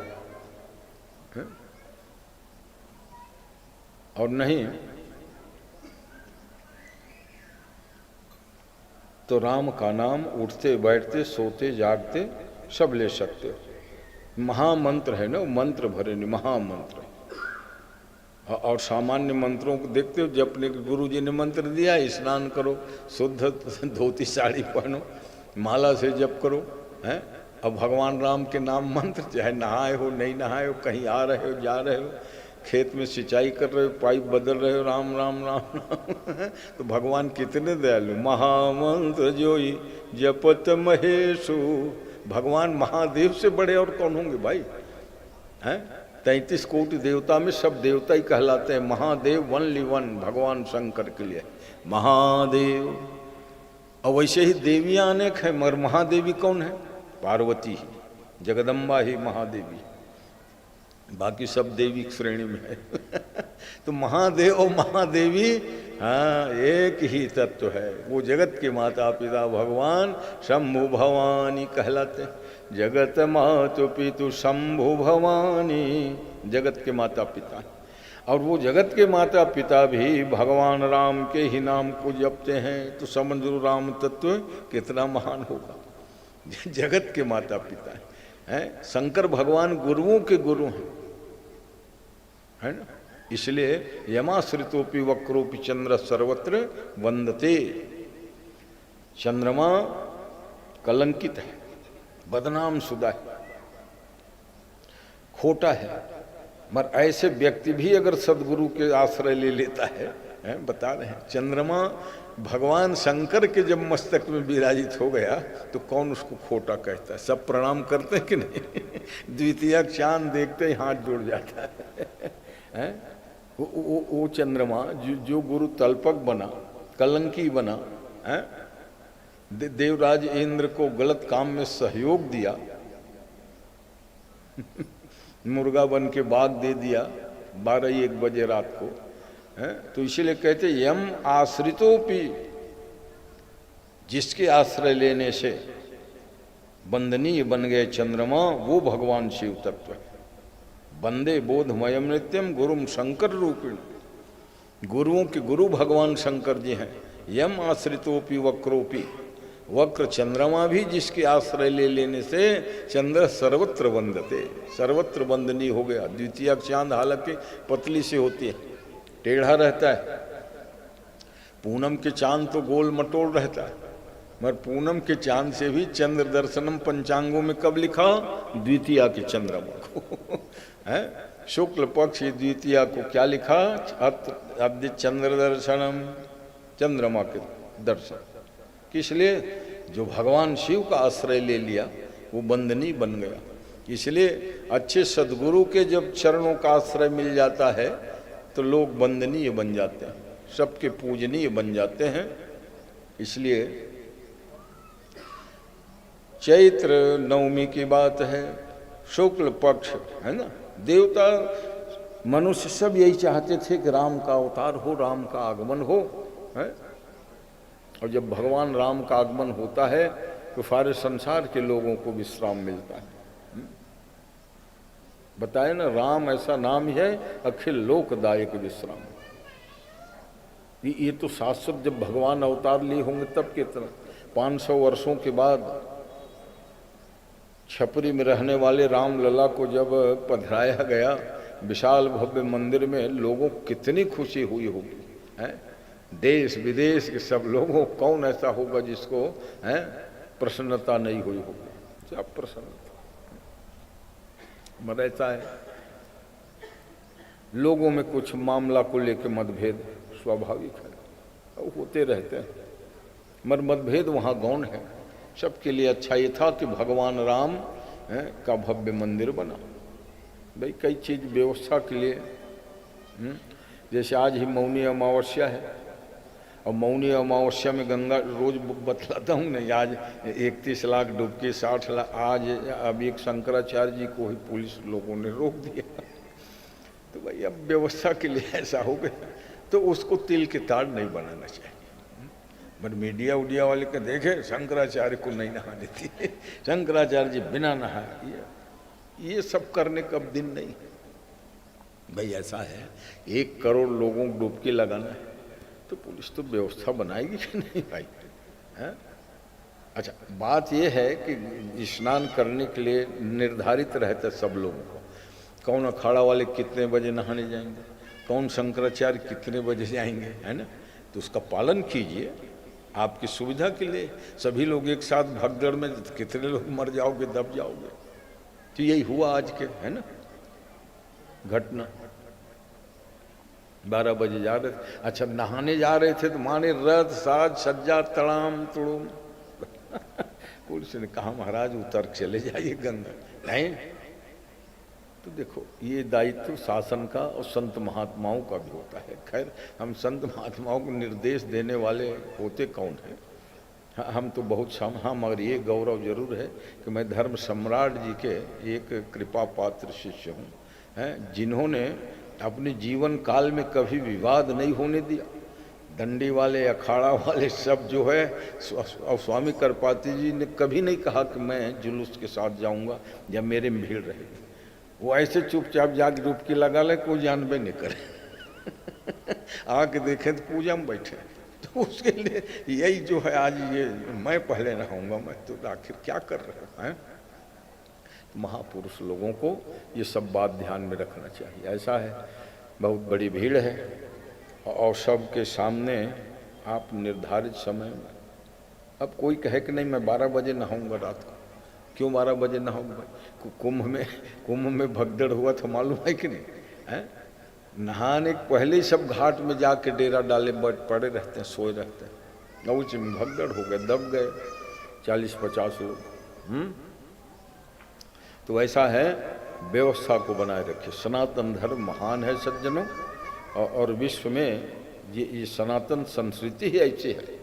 विदेश वाले दांतों तले उंगली दबाते रहे, बाबा 1 करोड़ एक जगह नहाए, तो गंगा सागर में वहाँ भी 1 करोड़ लोग नहाए तो जब एक एक तीर्थों में 1-1 करोड़ डुबकी लगा रहे हैं, तो सोचो 140 करोड़ का ये देश हर छोटे बड़े नदी घाट में भी भीड़ पाओगे, क्योंकि भारतीय सनातन आस्था है कि मकर संक्रांति है, आज सोमवती अमावस्या है, कि मौनी अमावस्या है।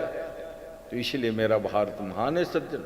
ये सब चीज विदेशों में थोड़ी देखने को मिलेगा, है कि मौनी अमावस्या के दिन लोग मौन रहते, नहाते तक मौन रहते अधिकतम लोग। और कई जन कहे मौन कैसे रहेंगे, जाने से टकराहट हो तो पुलिस वाले रोकते हैं तो बोलना पड़ता है, मौन उनको भूल जाते हैं। तो जो मौन व्रती हैं वो चुपचाप अपने आगे बढ़ जाना चाहिए कि नहीं, भाई आज मौनी अमावस्या है, मैं मौन नहीं, तो वहाँ बोल पड़े, विवाद हो गया, आपका व्रत जो है टूट गया है। तो देखो धर्म के पालन, धर्मस्य तत्वम निहितम गुहायाम, महाभारत में व्यास जी लिखते हैं, धर्म का तत्व निहितम गुहायाम महाजनो येन गतः पंथा। हमारे पूर्वज लोग जिस सुगम मार्ग में चले हैं उस पर चलिए, सुखी रहो, हैं।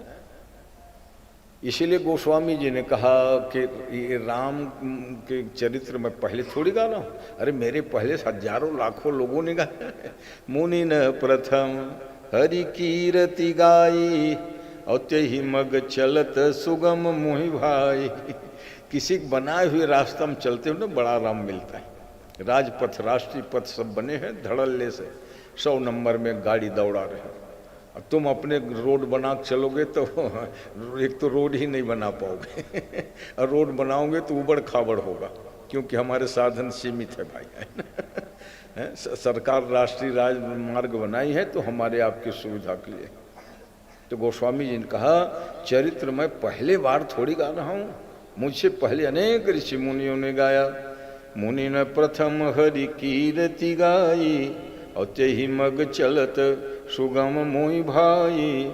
तो वो चैत्र का महीना रामनवमी आज भी नाम अमर हो गया। भगवान ने जिस तिथि को चुन लिया अपने जन्म के लिए, वो तिथि धन्य हो गई।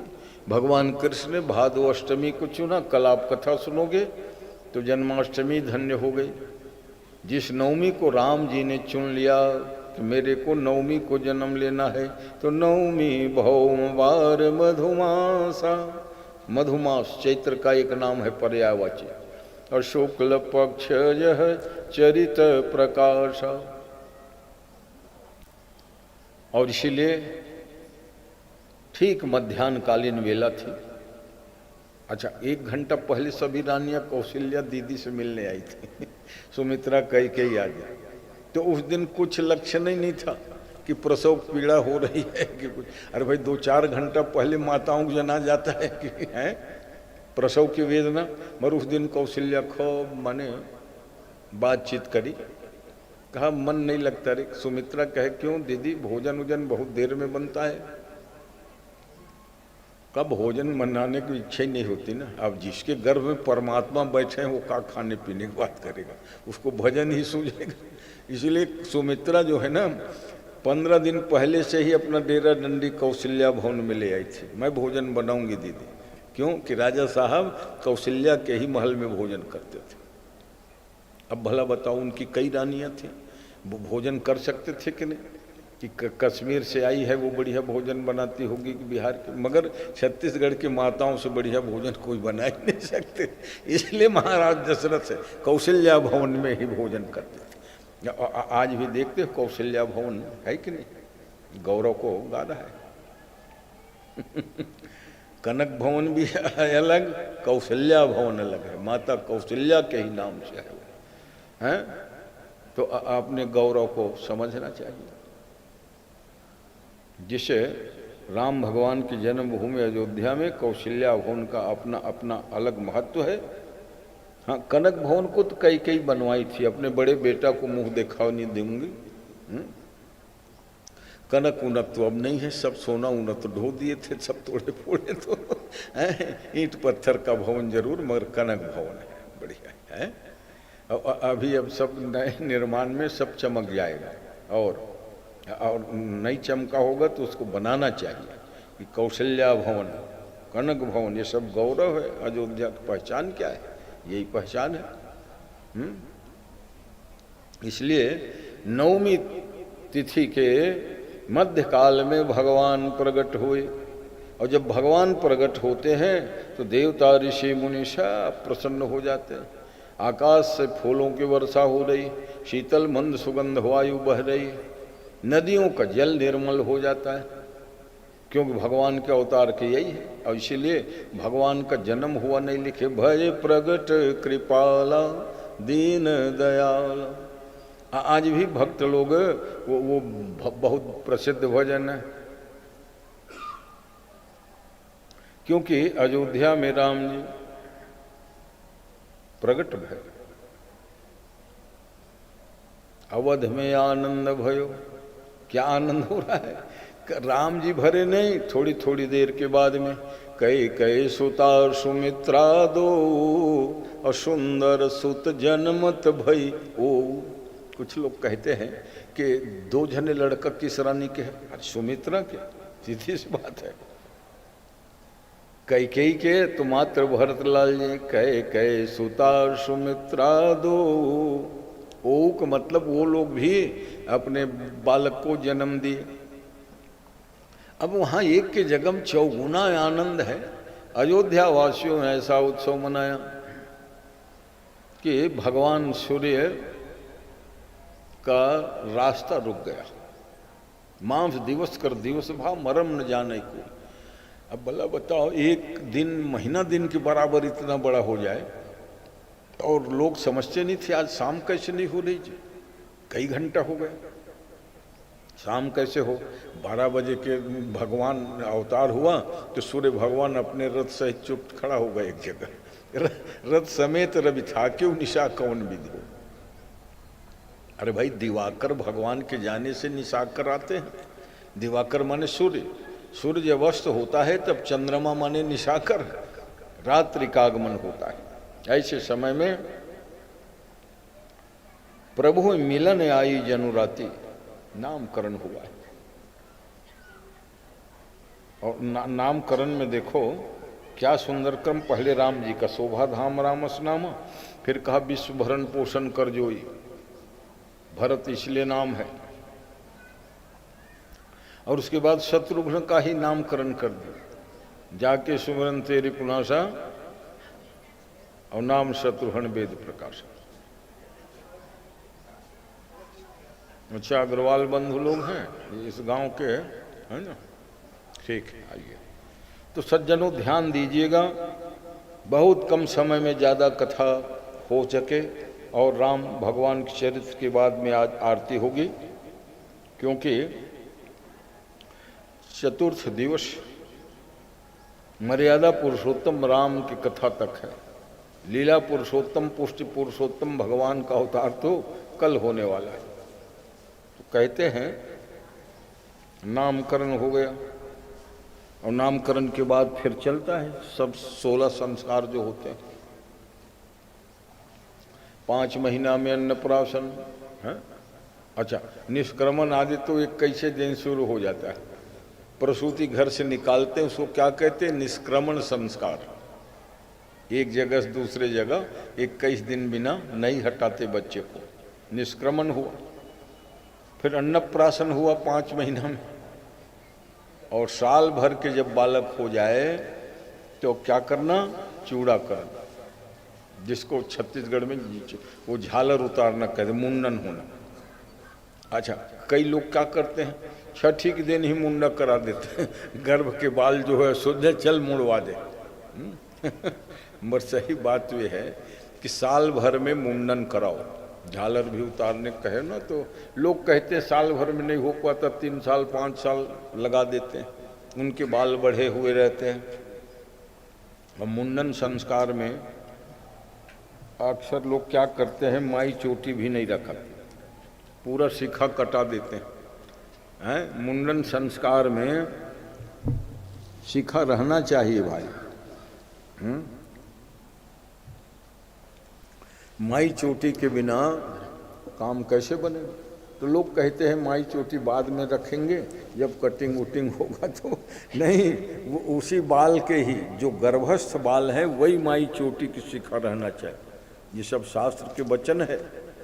हाँ, क्योंकि शिखा के बिना कोई भी पूजा पाठ आदि संपन्न नहीं होता, फलदायी नहीं होता। इसलिए शिखा तो रखाइए। मगर साल भर जब भगवान राम की चूड़ाकरण हुआ कि नहीं, गुरु जी के बारे में लिख रहे हैं, चूड़ाकरण कीन गुरु जाई, वशिष्ठ जी स्वयं खड़े। चूड़ाकरण तो नाऊ ठाकुर ही करते हैं मुंडन, मगर गुरु जी वहाँ विद्यमान थे। चारों बच्चों का झालर उतरा है, चूड़ाकरण कीन गुरु जाई। धन्य है भारतीय संस्कृति को, 16 संस्कारों को, है ना, बच्चों की किया जाता है। और संस्कार हमारे यहाँ 16 होते हैं। उसको और बृहत्तम करोगे ना तो वो संस्कार 40 होता है। 40 प्रकार के संस्कार होते हैं। 16 का निर्वाह हो जाए आज के दिन में वही काफ़ी है। गर्भ के आधान से लेकर चिता के पौढ़ाते तक अंत्येष्टि संस्कार 16 संस्कार होते हैं। मगर कुछ संस्कार लुप्त हो गए। जात कर्म कोई करता नहीं, चाहे वो द्विजाति हो, ब्राह्मण, ठाकुर, कोई भी हो, जात कर्म। और जबकि रामायण में भागवत में लिखा है जात कर्म सबकी। हाटक धेनु वषण मणि नृप विप्रण का दीन, नांदी मुख सराध करी। रामायण तो सब पढ़ते हो, संस्कृत के कोई श्लोक नहीं। नांदी मुख सराध करी, जात कर्म सब कीन। बालक का जन्म हो तो नांदी मुख श्राद्ध करना चाहिए पिता को। अब कहोगे कहाँ श्राद्ध होगा, ज्ञान हमारा पढ़े नहीं। बालक का जन्म हो, नाल न कटा हो तो बालक के पिता स्नान करे और तुरंत नांदी मुख श्राद्ध पितरों के लिए। वहाँ कोई पिंडा उंडा बनाने की बात नहीं, वाक्य भरे कहना है, क्योंकि पितरों को है प्रसन्नता होती है कि मेरे कुल खानदान में आज बेटा का, नाती का जन्म हुआ, इसलिए उनके लिए श्राद्ध करो। तो नांदी मुख श्राद्ध करी, जात कर्म सब कीन। तो जात कर्म संस्कार क्या है? फिर वो नेरुआ कटने का क्रिया चलता है। और तब कहते हैं हाटक धेनु वसन मणि तब हाथी घोड़ा रथ आदि। तो भाई हाथी घोड़ा रथ आप देने लायक नहीं हो, मत करो, मगर नहा के श्राद्ध तो कर सकते हो, हैं? तो कर्म का लोप हो गए कि नहीं? और रामायण खूब पढ़ रहे हैं सब जगह जगह। कोई ऐसा गांव नहीं जहाँ मानस प्रतियोगिता। तो महाराज दशरथ ने राम के जन्म के बाद में जो जात कर्म किया क्यों नहीं करते हो? हैं?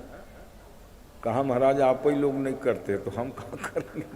इसीलिए मैंने कहा था माने ब्राह्मण क्षत्रिय आदि जो अपने आप को द्विजाति के संज्ञा में मानते हैं, वहाँ भी देखो एक गलती हो गई।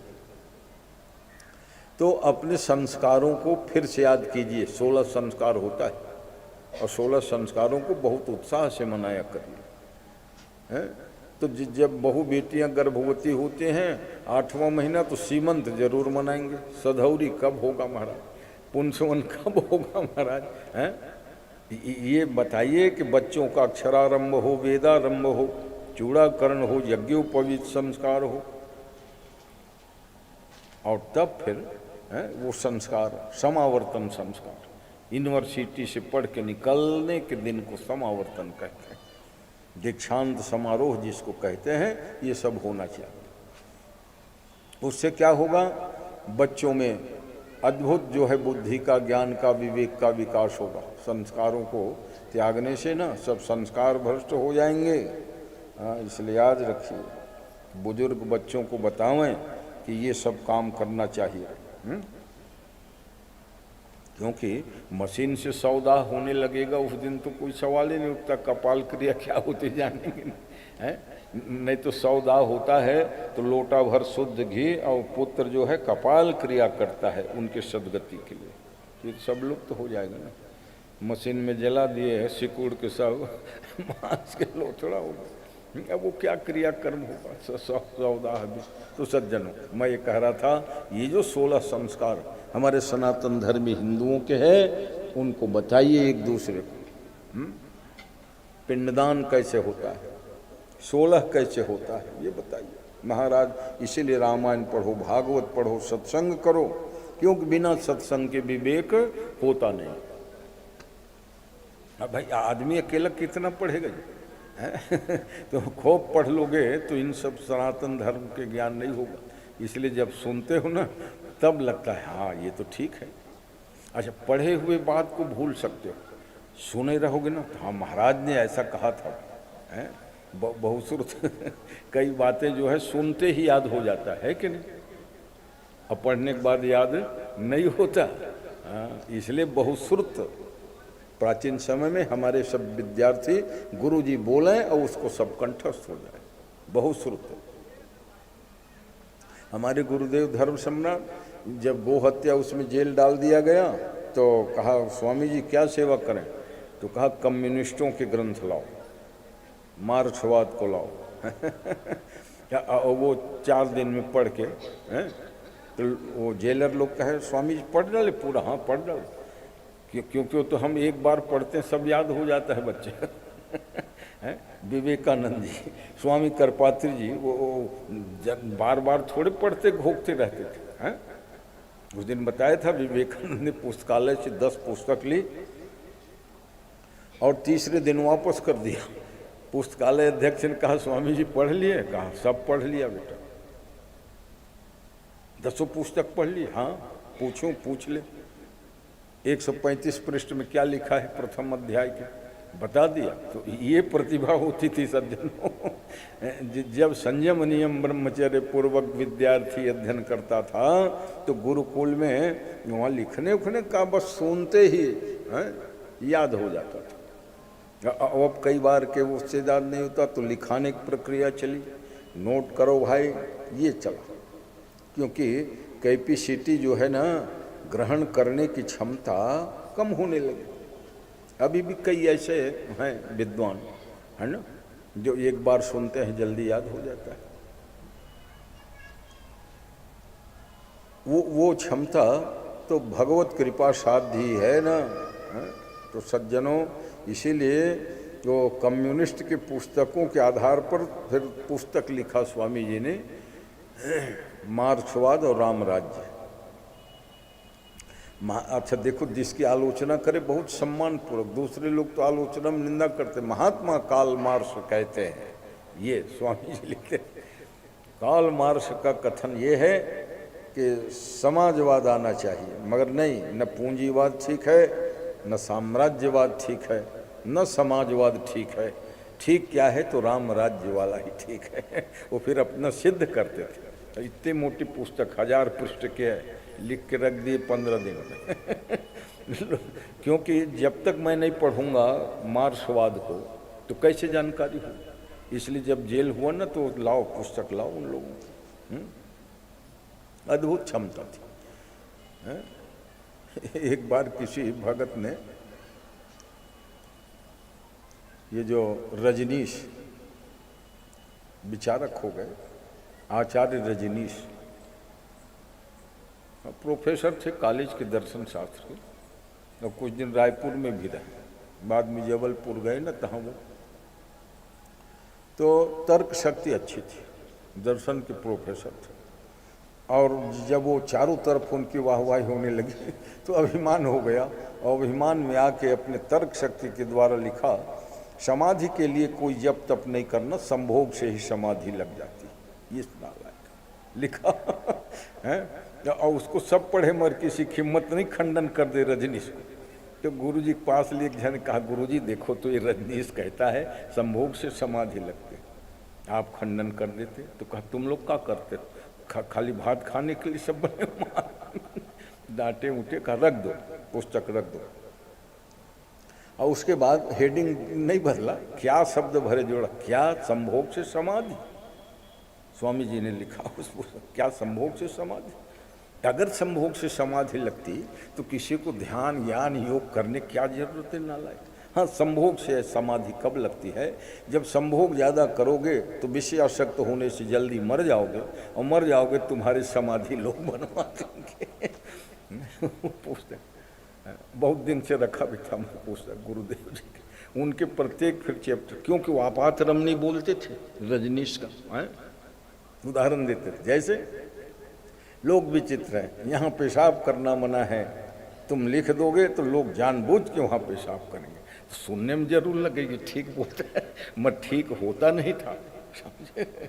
जैसे संभोग से समाधि नहीं लगती, मरण होगा है? समाधि लगाने के लिए यम नियम प्राणायाम प्रत्याहार यही शाश्वत नियम है। बाद में तो रजनीश जो है पथभ्रष्ट ही हो गए ना, और उनके अनुयायी ऐसे हैं कि मर गए थे तो भी उनको रख दिए थे मसाला रसायन लगा के, बोलते हुए दिखाते रहे बहुत देर। जैसे आज भी कुछ अंध भक्त ऐसे होते हैं। एक महात्मा जी का शरीर मर चुका है, मगर वो कहते हैं नहीं वो जीऊंगा कहे हैं। हाँ, उनके देख रहे, अरे बाबा हिटलर ऐसे तानाशाह कहता था, अरे दुनिया में मैं राज्य करना चाहता था, रे अभी आधा ही मैं कब्जा कर पाया हूँ, मैं मर रहा हूँ ना, तो मेरे को जलाना दफनाना नहीं, क्योंकि मैं जीवित होऊंगा। वर्षों बीत गए, मर गए, कहाँ जीवित होंगे जी है? ऐसा होता ना तो बहुत लोग जो है पिरामिड बनवा के रखे मिस्र में, जापान में पिरामिड रासायनिक लेप कर करके अपने दादा 400-500 साल से एक कौ जने नहीं जिए, समझे।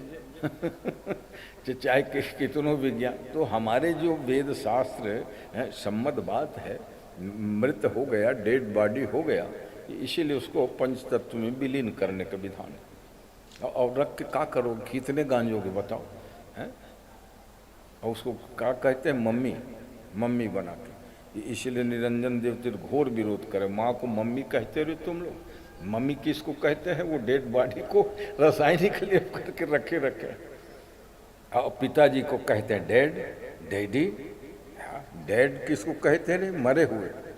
तुम्हारे बाप जी हैं पिताजी हैं, तो उनका भाषण अलग ही रहे, क्योंकि 12 भाषा के जानकार थे।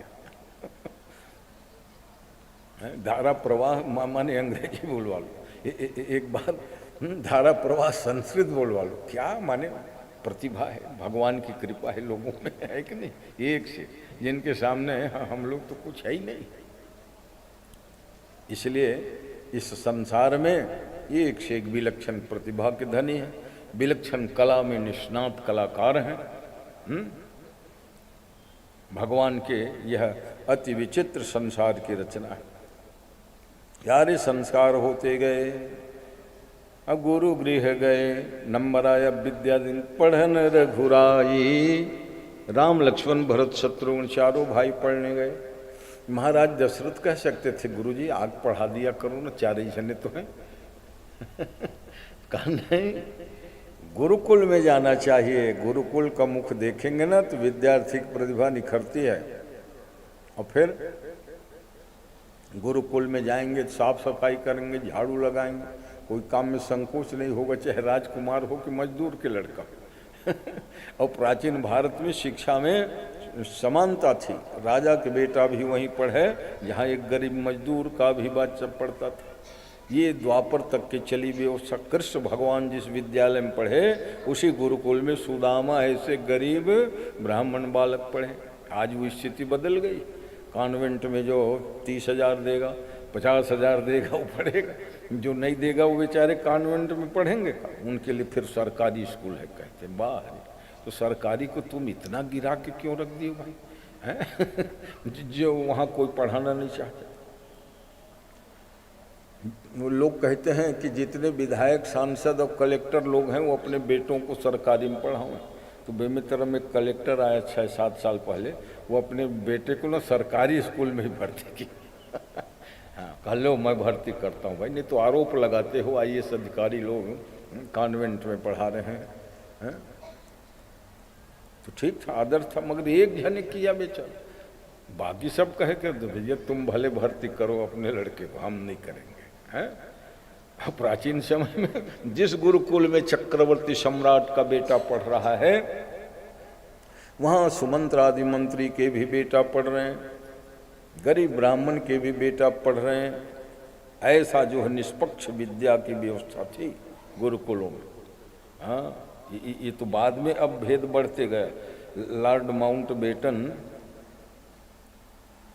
के काल में, उसके पहले जो थे, उन्होंने शिक्षा व्यवस्था को ठीक करने के लिए भेजा गया था इंग्लैंड से मैकाले को।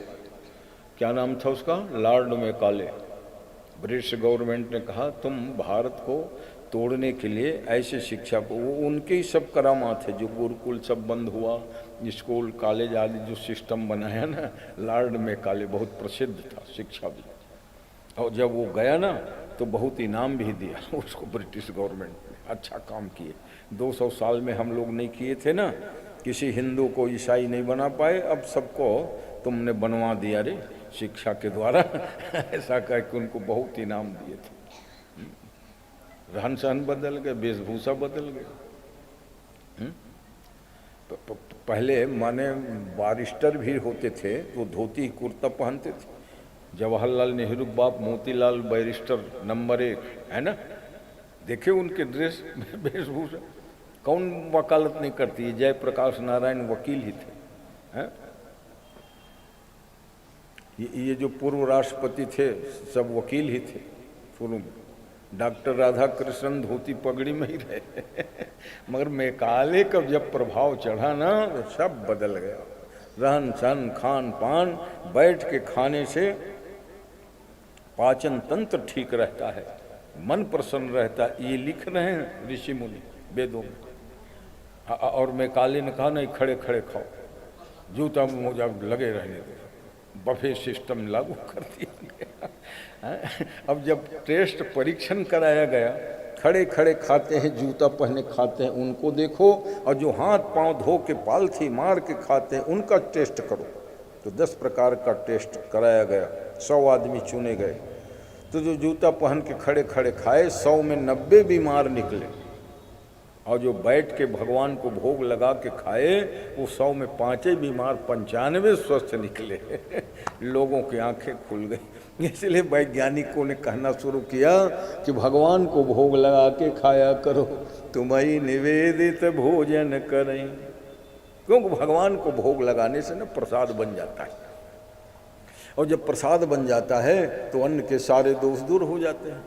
अब अन्न के तो अब और दोष बढ़ते गए, एक से एक तेज माने दवाई छिड़क रहे, हर 2 दिन 3 दिन में हरा होकर के भिंडी टमाटर कुछ खा लेते, सब जहर युक्त है। तो जब भौतिक दोषों को शमन करने के लिए भगवान का भोग लगाया करो। तो लोग कहते हैं जब साग भाजी जहरीला है तो भगवान धो के लगाया करो, पका के लगाया करो, भगवान से प्रार्थना किया करो। प्रसाद बन जाने से दिव्यता हो जाती है। तुम्हें निवेदित भोजन करही और प्रभु प्रसाद पटभूषण धरे। भोग इसलिए भी लगाना चाहिए ताकि गलत खान पान हमारा छूट सके। भगवान को हम वही भोग लगाएंगे जो पवित्र हो, है ना। जब भगवान के भोग लगाने लग जाओगे तो कोई कल्पना भी नहीं कर सकता कि कभी अंडे मछली आदि आदि तुम भोग लगाओ। अब भोग ही नहीं लगना है तो हाँ चल अपने को तो खाना है, कहाँ नहीं बना लोगे तुम। इसलिए सत्संग करो, हाँ कथा प्रवचन संतों सुनो, क्योंकि उनका कोई किसी से स्वार्थ रहता नहीं। समाज का हित हो, देश का हित हो, सनातन धर्म के उत्कर्ष हो, ये लक्ष्य में रहता है। और जो ये नहीं करेंगे तब तो फिर बस ठीक है। कथा तो भगवान की मधुर है, बढ़िया सुनाओ, जिसको सुन के लोग रो पड़ें, मगर रुला के ही कथा कहने से काम नहीं चलेगा।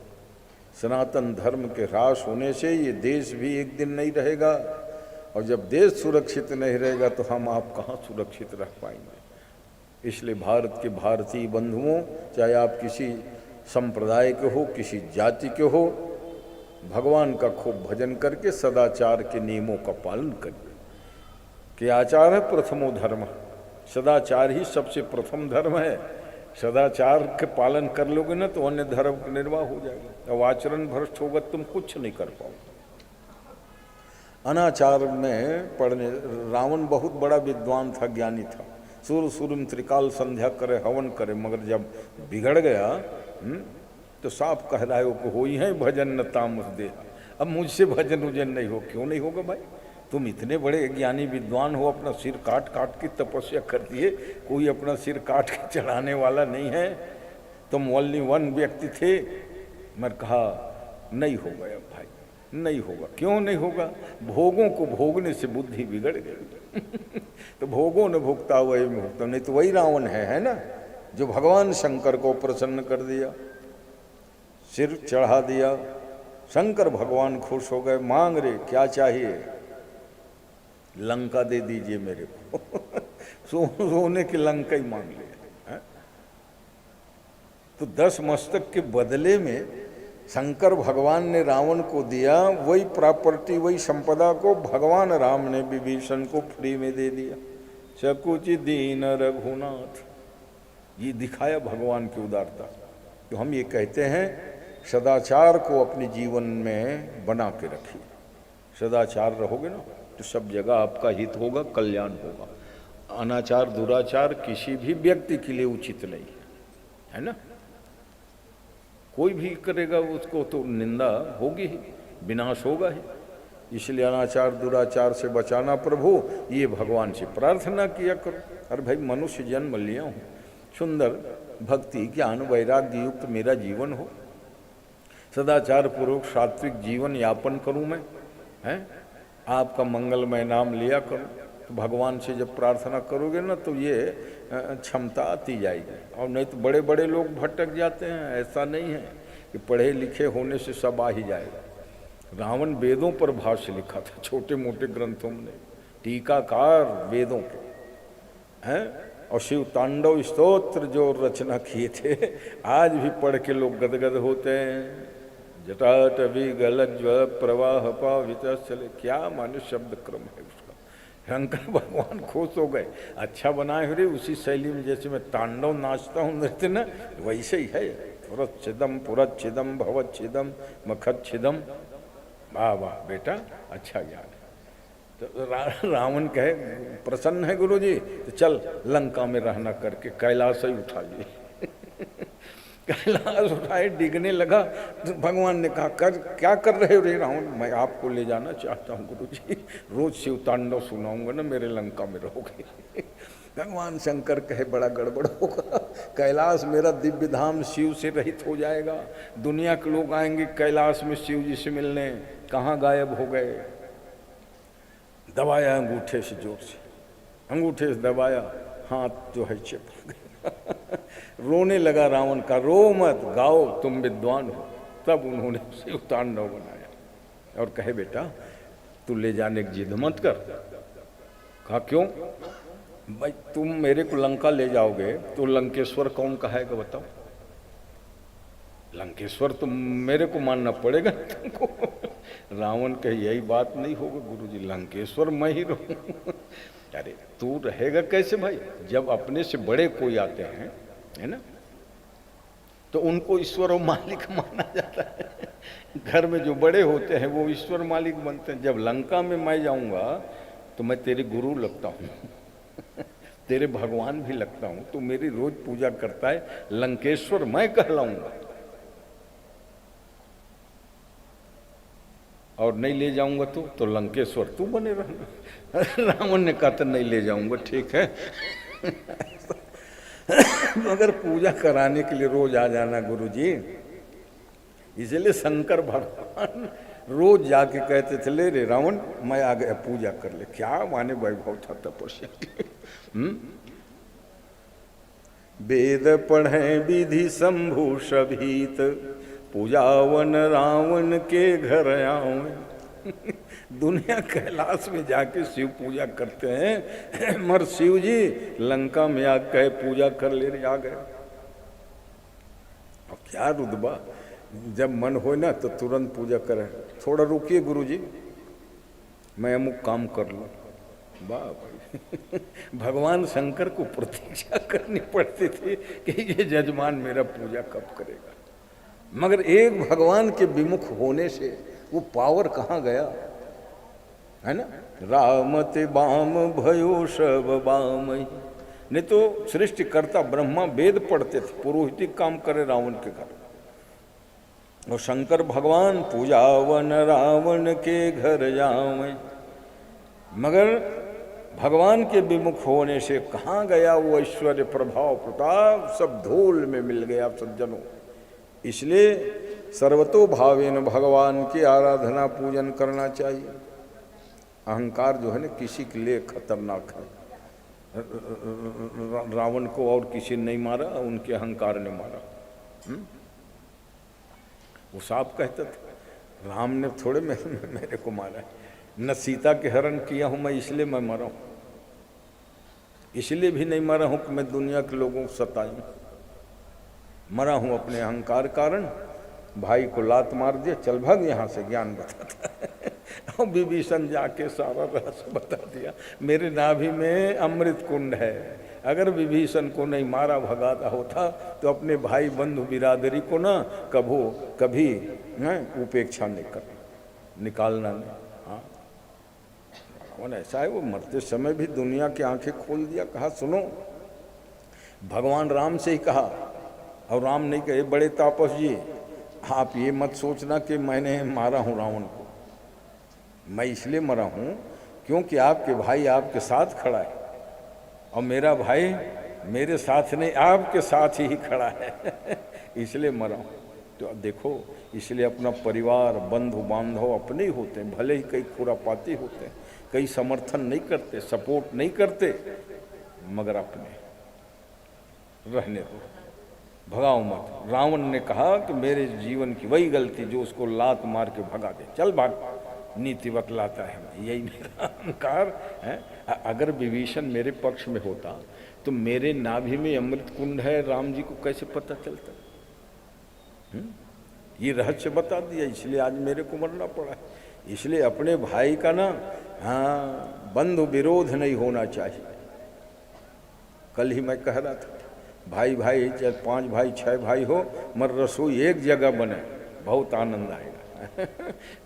अपने यहाँ क्या होता है, जरा हो चल हड़िया लग कर बोले, भाई भाई बंटवारा हो जब नहीं, भोजन एक जगह करो, काम काज 4 जगह कमाओ। कोई फैक्ट्री में जाता है, कोई ऑफिस खोल के बैठा है, हैं, कोई इंजीनियर है, कोई डॉक्टर है, और कमा के सब एक जगह लाते हैं, भोजन करते हैं। अच्छा कमा के अलग अलग भी धर लो, कोई बात नहीं, मगर भोजन रसोई एक जगह करना चाहिए। राम भगवान के प्रेम क्यों भाई भाई बना रहा, भाई भाई परम सप्रीति, बहुत प्रेम था भाई, सकल दोष छल बरजीत प्रीति, छल कपट रहित प्रेम था। इसलिए भरत धन्य है जो भैया राम के पादुका के पूजन करते रहे, और शत्रुघ्न भाई और धन्य है जो भरत की आज्ञा से अयोध्या का पालन पोषण 14 साल तक करते रहे। हाँ, जिस कल कह रहा था मैं, शत्रुघ्न का नाम बहुत कम आया, 1-2 बार आया। वंदना में लिखा, रिपुसूदन पद कमल नमामि, सूर सुशील भरत अनुगामी।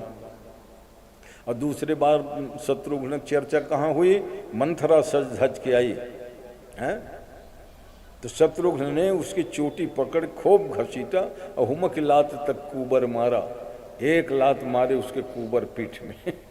दोबारा और कहीं रामायण में शत्रुघ्न कोई कथा नहीं आती। हाँ, गिन के 2 ही बार, मगर दायित्व उनका इतना था, अयोध्या के पूरे राजकाज, राम जी तो वन में है, भरत जी वहाँ बैठे हैं नंदी गांव में, कौन पालन पोषण संरक्षण व्यवस्थापन करता था, शत्रुघ्न लाल। इसलिए शत्रुघ्न को बाद में भगवान ने मथुरापुरी भेज दिए थे लवणासुर के साथ युद्ध करने। क्यों भगवान ने पूछा कौन जाएगा लवणासुर को मारने, तो चुप बैठे नहीं रहते, शत्रुघ्न जो है खड़ा हो गया, मैं जाऊंगा। भगवान ने चल जाओ। और गए तो हम वहीं राज बस गए, अयोध्या से अलग हो गए। क्योंकि भगवान राम की नीति प्रीति पर विलक्षण है सज्जनों। तो सज्जनों, भगवान राम जब 16 बरस के हुए तो विश्वामित्र जी आए, और विश्वामित्र जी ने कहा कि यज्ञ की रक्षा के लिए मैं मांगने आया हूँ। और आप सब जानते हो वो बड़ा मार्मिक प्रसंग, मोरे प्राण नाथ सुत दो, ये दोनों मेरे प्राण के आधारे हैं महाराज, मैं दे तो रहा हूँ। तुम मुनि पिता यान नहीं को, अब इनके पिता आप हैं, अभी तक कि मैं इनके पिता था, और शादी के लायक हो गए हैं तो आप पिता बन जाओ। मैंने इशारा कर दिया, बिहाव लगाना आपका दायित्व है, ले जा रहे मेरे बेटा को, तो खाली यज्ञ की रखवाली नहीं करना, ठीक। यज्ञ की रक्षा हो गई, जनकपुर में पहुंच गए। और जनकपुर में जब पहुंचे तो जानते हो, कल ही वो कह रहा था पद्य, जिनकी महिमा जनकपुर में, मिथिला की महिमा किसी और की नहीं, जिनकी महिमा माने जिसकी माँ महिमा ने पृथ्वी हो, उस जनक लली की महिमा है। जिस मिथिला को सुनकर भगवान राम आए, मिथिला वाले कहते हैं, वहाँ के रामायणी। एक बार सुना था स्वामी करपात्री जी 77 के कुंभ में, और लक्ष्मण किलाधीश थे, बड़े अच्छे महात्मा थे अयोध्या के, संस्कृत का भी अद्भुत ज्ञान था। तो वो सीता तत्व पर ही बोलते थे, स्पेशलिस्ट वक्ता थे जानकी तत्व के, और सीता तत्व पर बोले अपने टाइम भर, और कहते थे कोई राम तत्व पर बोल रहे। और कोई विद्वान जब नहीं खड़ा हुआ तो स्वामी करपात्री जी कहे हम तो है ही हैं। राम के पक्ष में हम ही हैं, राम राज्य स्थापना की है। अरे बाबा, फिर वो जो प्रवचन था जीवन में कभी सुनने को नहीं मिला, न मिलेगा, समझ रहे। माने सीता तत्व के ऐसा निरूपण करते थे लक्ष्मण किलाधीश जी महाराज हैं। और फिर उसमें वो बतावे कि जानकी जी ही श्रेष्ठ है, जिनके दर्शनों के लिए राम जी को आना पड़ा है। और फिर धर्म सम्राट जी भगवान राम के बारे में बोलते थे। हालांकि उम्र बहुत कम था उस समय, पूरी बात तो पकड़ में आई नहीं, समझ पड़ी नहीं, बालपन है, मगर स्मरण है मोटी मोटी बातों का क्या बोले थे। तो सज्जनों,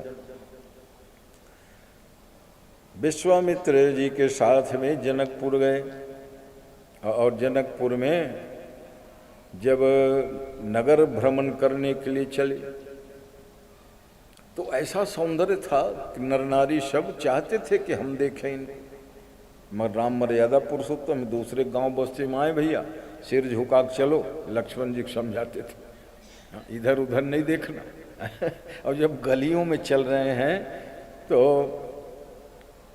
भगवान को मेरी ओर देखें करके फूल बरसाते थे। प्रभु पर बरसई फूल कहाँ जाहि जहाँ दो बंधु तहाँ। दोनों भाई जिस गली में जाए प्रभु पर बरसई फूल। और फूल बरसाने का मतलब ये था कि भाई किसी के सिर में फूल जाएगा तो देखेगा कि नहीं ऊपर। और वहाँ की सखियाँ सब अटारी में चढ़ी थी, फूल ले लेके जो है बरसाती थी। लक्ष्मण कहे भैया कई ठो फूल माथे में पड़ता है, मैं देखूं क्या उधर कौन है। कहा नहीं लक्ष्मण नहीं, हम मर्यादा पुरुषोत्तम दूसर के गांव में नगर में आए हैं, क्या इधर उधर देखने के लिए आए हैं, राम का मर्यादा पुरुष। लक्ष्मण फिर चुप चला। दूसरी शक कही देखे फूल से मारने पर भी हमारी ओर नहीं देखा इन राजकुमारों ने। तो कहा देख अब हम दिखाते हैं। फूल फिर बरसावे कहिए दो दशरथ के ढोटा। अपने अपने छतों में बैठकर गीतों के माध्यम से कहने, ये दोनों राजकुमार ना राजा दशरथ के दोनों बेटा है। बाल मरालन की कल जोटा। बाल मराल के जैसे इनकी जोड़ी बहुत बढ़िया फब रही सखी, ये राजा दशरथ के बेटे हैं। लक्ष्मण ने कहा भैया हमारे पिताजी के नाम ले रहे हैं, बहुत अच्छे लोग हैं, देख दें क्या एक बार सिर उठा के। राम जी ने कहा खबरदार देखना उठना नहीं। पिताजी के नाम ले रहे हैं तो लेने दो, फिर चलते रहो। तो पूरा नगर भ्रमण करना है, गुरु जी से अनुमति लेके आया हूँ और इसीलिए मैं आया हूँ। तुम अकेले आते ना तो तुम चंचल हो, छोटे हो, और इसीलिए कहा था नगर दिखाई तुरंत ले आऊँ। गुरु जी आपकी आज्ञा हो तो लक्ष्मण को नगर दिखा दो। गुरु जी जान गए वाह वाह जी नगर लक्ष्मण को छोटा मोटा भूल जाएगा, काम मच लग गई। ये न कहो राम कि तुम ही लोगों को दर्शन देना चाहते हो, जाओ जाओ कर क्या दिया आशीर्वाद, करो सफल इनके नयन सुंदर बदन दिखाए। श्याम गौर सुंदर वदन को दर्शन देके जनकपुर वासियों के नेत्र को सफल कर दो, सुंदर बदन दिखाओ। फिर सखियां कहती देख तेरे द्वारा इन लोगों ने सिर ऊपर नहीं किया, पिता के उदाहरण दिए। तो कहा अब की बार जरूर वो हमारी ओर देखेंगे रे सखी।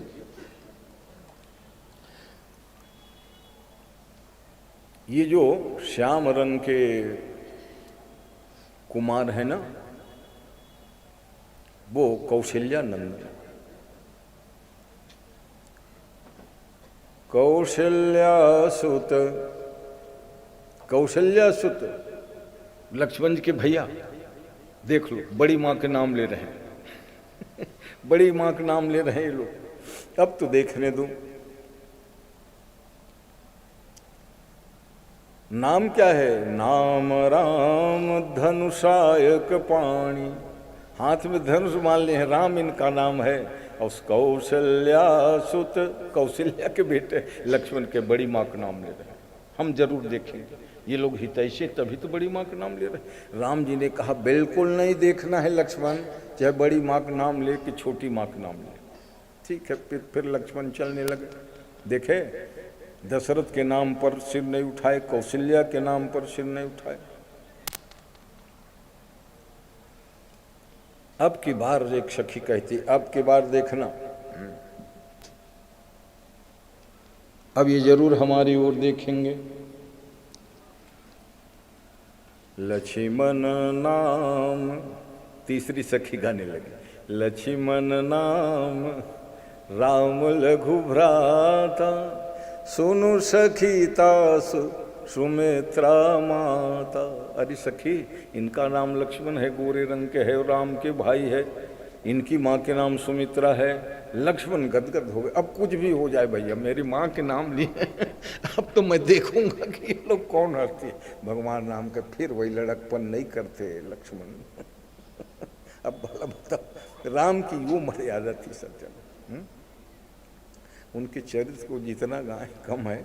भागवत में तो है 2 अध्याय में पूरी राम कथा कह दी, और वो भी सुखदेव जी तो एक ही श्लोक गाए थे, गुरुवर थे त्यक्त राज्य वाला। कौशलेंद्र क्षमा करना, आपकी कथा को कम गाया हूँ क्योंकि मेरे कृष्ण कथा गाना है कल से, क्षमा करना, क्योंकि आपके चरित्र गाने लग जाऊंगा ना तो रात पहा जाएगा हैं। और फिर कृष्ण कथा कब होगी? ये सप्ताह ज्ञान यज्ञ की कथा है, इसलिए प्रणाम करके क्षमा मांग ले। तो भगवान राम का जो राज्य होता है वो वनवास में ही होता है। राम राज्य किसी नगर आदि में नहीं होता है।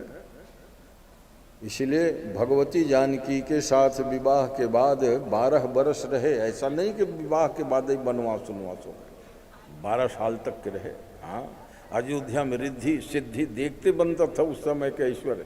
राम के विवाह के बाद में ओहो, धन संपदा सुख समृद्धि, ऐसा लगे चारों ओर से अयोध्या में सब आ रही है। और तब कहा था कि नृप युवराज राम कहूँ दे।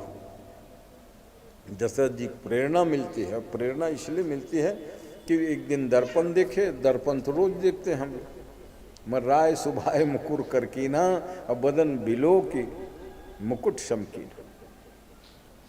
कान के पास बाल पके हुए थे, पहले बार देखे, अरे मनहु जरतपन अस उपदेश। ये उपदेश दे रहे हैं कि राम को राज्य दे दो और भगवान का भजन करो है? तो दशरथ जी विवेकवान थे, 10 इंद्रियां बस में थी, इसलिए सोचे कि राम को युवराज दो। और हम आप रोज पके बाल देख रहे हैं, कुछ प्रेरणा नहीं होती है भजन करना चाहिए कि कुछ करना नहीं चाहिए। तो क्या कहना, अरे ये तो सब दांत है बाल है सब लबरा है, झूठ है। 30-40 में झड़ गए किसी के हैं? वो ध्यान नहीं देंगे कि क्यों सफ़ेद हो गया, क्यों जो है चंदुआ ठकला हो गया। अरे आजकल ये तो सबके हो जाते हैं, बचपन में ही छोटे छोटे बच्चों को हो गया। ये वहाँ विचार करो, महाराज दशरथ से धन्य है, एक बाल तड़के देखा। श्रवण समीप भय सित के सब मनहु जरठपन। जरठपन एक ही बार थोड़े आता है, वो धीरे धीरे प्रवेश करता है। हर्ष उपदेश। इसलिए भगवान राम का युवराज की जो कल्पना थी वो नहीं हो पाई और राम का वनवास होता है। और वन में भगवान राम केवट से मिले, शबरी से मिले, सुतेक सरभंग अगस्त पुलस सब से मिले हैं। और दुनिया के लिए जो आतंक का प्रतीक था रावण, उनको मारने के लिए क्या थी। अगस्त ऋषि से उन्होंने आदित्य हृदय का मंत्र सीखा। रावण को जीतने के लिए गुरुजी आप मंत्र बताओ। ले सारी दुनिया के लोग जिस राम मंत्र को जपते हैं उन्होंने अगस्त जी से, है ना, वो आदित्य हृदय स्तोत्र है उस नाम का, शत्रु पर जीतने के लिए ना आज भी उनका प्रयोग सार्थक है। आदित्य हृदय स्तोत्रम। सवेरे की सभा में मैंने आप लोगों को बताया था गजेंद्र मोक्ष स्तुति, और अभी की सभा में आदित्य हृदय स्तोत्रम। लोगों ने कहा कि हे राम, आप मर्यादा पुरुषोत्तम हो और ये पुलस्त्य ऋषि की नाती है, रावण को मारोगे तो ब्रह्म हत्या लगेगी, तो ब्रह्म हत्या से बच जाऊंगा, नहीं मारोगे तो क्या होगा। भगवान राम ने कहा कि मारूंगा, और हत्या की पाप लगेगी ना तो मैं प्रायश्चित करूंगा। कि हमारे यहाँ वेद शास्त्रों में बड़े से बड़े पाप का प्रायश्चित है, प्रायश्चित कर लूँगा। इसलिए भगवान राम ने रावण को मारकर राम राज्य की स्थापना की। सज्जन, तो कल आप सब लोग 11 बजे से चंद्रवंशी राजाओं के वंश में महाराज भगवान कृष्ण का जन्मोत्सव मनाएंगे। खूब गीत भी होगा, दूध दही माखन की लूट होगी। राम जी के चरणों में प्रणाम करते हुए मंगलमयी आरती की बेला है। 2 बार भगवान नाम कीर्तन करो। राधा रानी की जय, महारानी की जय, राधा रानी की जय, महारानी। बैठने का जय बोलो बरसाने वाली की जय, जय जय बोलो बरसाने वाली की जय, जय जय। बोलो गोपी कुंजवारी की जय, जय जय बोलो गोपी कुंजवारी की जय, जय जय। राधा रानी की जय, महारानी की जय, राधा रानी की जय, महारानी की जय। बोलो चंदन बनवारी की जय, जय जय बोलो चंदन बनवारी की जय, जय जय। बोलो बांके बिहारी की जय, जय जय बोलो बांके बिहारी की जय, जय जय। बोलो कुंज बिहारी की जय, जय जय बोलो कुंज बिहारी की जय, जय जय। बोलो वृंदावन वारी की जय, जय जय बोलो वृंदावन वारी की जय, जय जय। चतुर्थ दिवसीय कथा भगवान के चरणों में समर्पित है। आप सब लोग अपने स्थान में खड़े होकर मंगल आरती का गान करेंगे। आरती गाने का विफल आरती करने जैसे होता है। बांके बिहारी तेरी आरती गाऊं, बांके बिहारी तेरी आरती गाऊं, आरती गाऊं प्यारे आपको मनाऊं, आरती गाऊं प्यारे आपको मनाऊं। हे गिरधर तेरी आरती गाऊं, हे गिरधर तेरी आरती गाऊं। मोर मुकुट प्यारे शीस पे सोहे, मोर मुकुट प्यारे शीस पे सोहे। प्यारी बंसी मेरो मन मोहे, प्यारी बंसी मेरो मन मोहे। देखी छवि बलिहारी मैं जाऊं, देख छवि बलिहारी मैं जाऊं। बांके बिहारी तेरी आरती गाऊं, बांके बिहारी तेरी आरती गाऊं। चरणों से निकली है गंगा प्यारी, चरणों से निकली है गंगा प्यारी। जिसने सारी दुनिया तारी, जिसने सारी दुनिया तारी। उन चरणों के दर्शन पाऊं, उन चरणों के दर्शन पाऊं। बांके बिहारी तेरी आरती गाऊं, बांके बिहारी तेरी आरती गाऊं।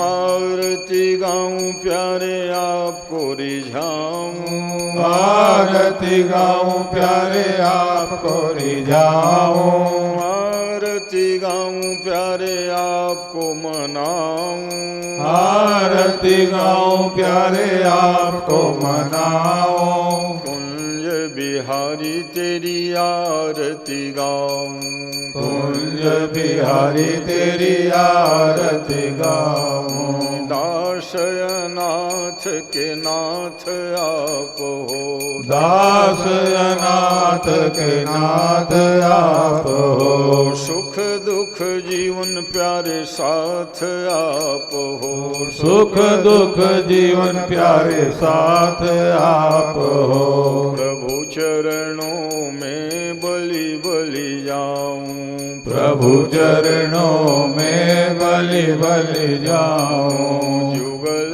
छवि की आरती गाऊं, जुगल छवि की आरती गाऊं। बांके बिहारी तेरी आरती गाऊं, बांके बिहारी तेरी आरती गाऊं। कर्पूर गौरम करुणावतारम संसार सारम भुजगेन्द्रहारम सदा वसन्तं हृदयारविन्दे भवं भवानी सहितं भवं भवानी सहितं नमामि। दीप नीराजनम कर्पूर नीराजनम प्रदक्षिणां समर्पयामि। यानि कानि च पापानि जन्मान्तरकृतानि च तानि तानि प्रणश्यन्ते प्रदक्षिणा पदे पदे। चलो हाथ में फूल दो। क्या है भूपति, फूल दो सब लोगों को, प्रार्थना करें पुष्पांजलि का।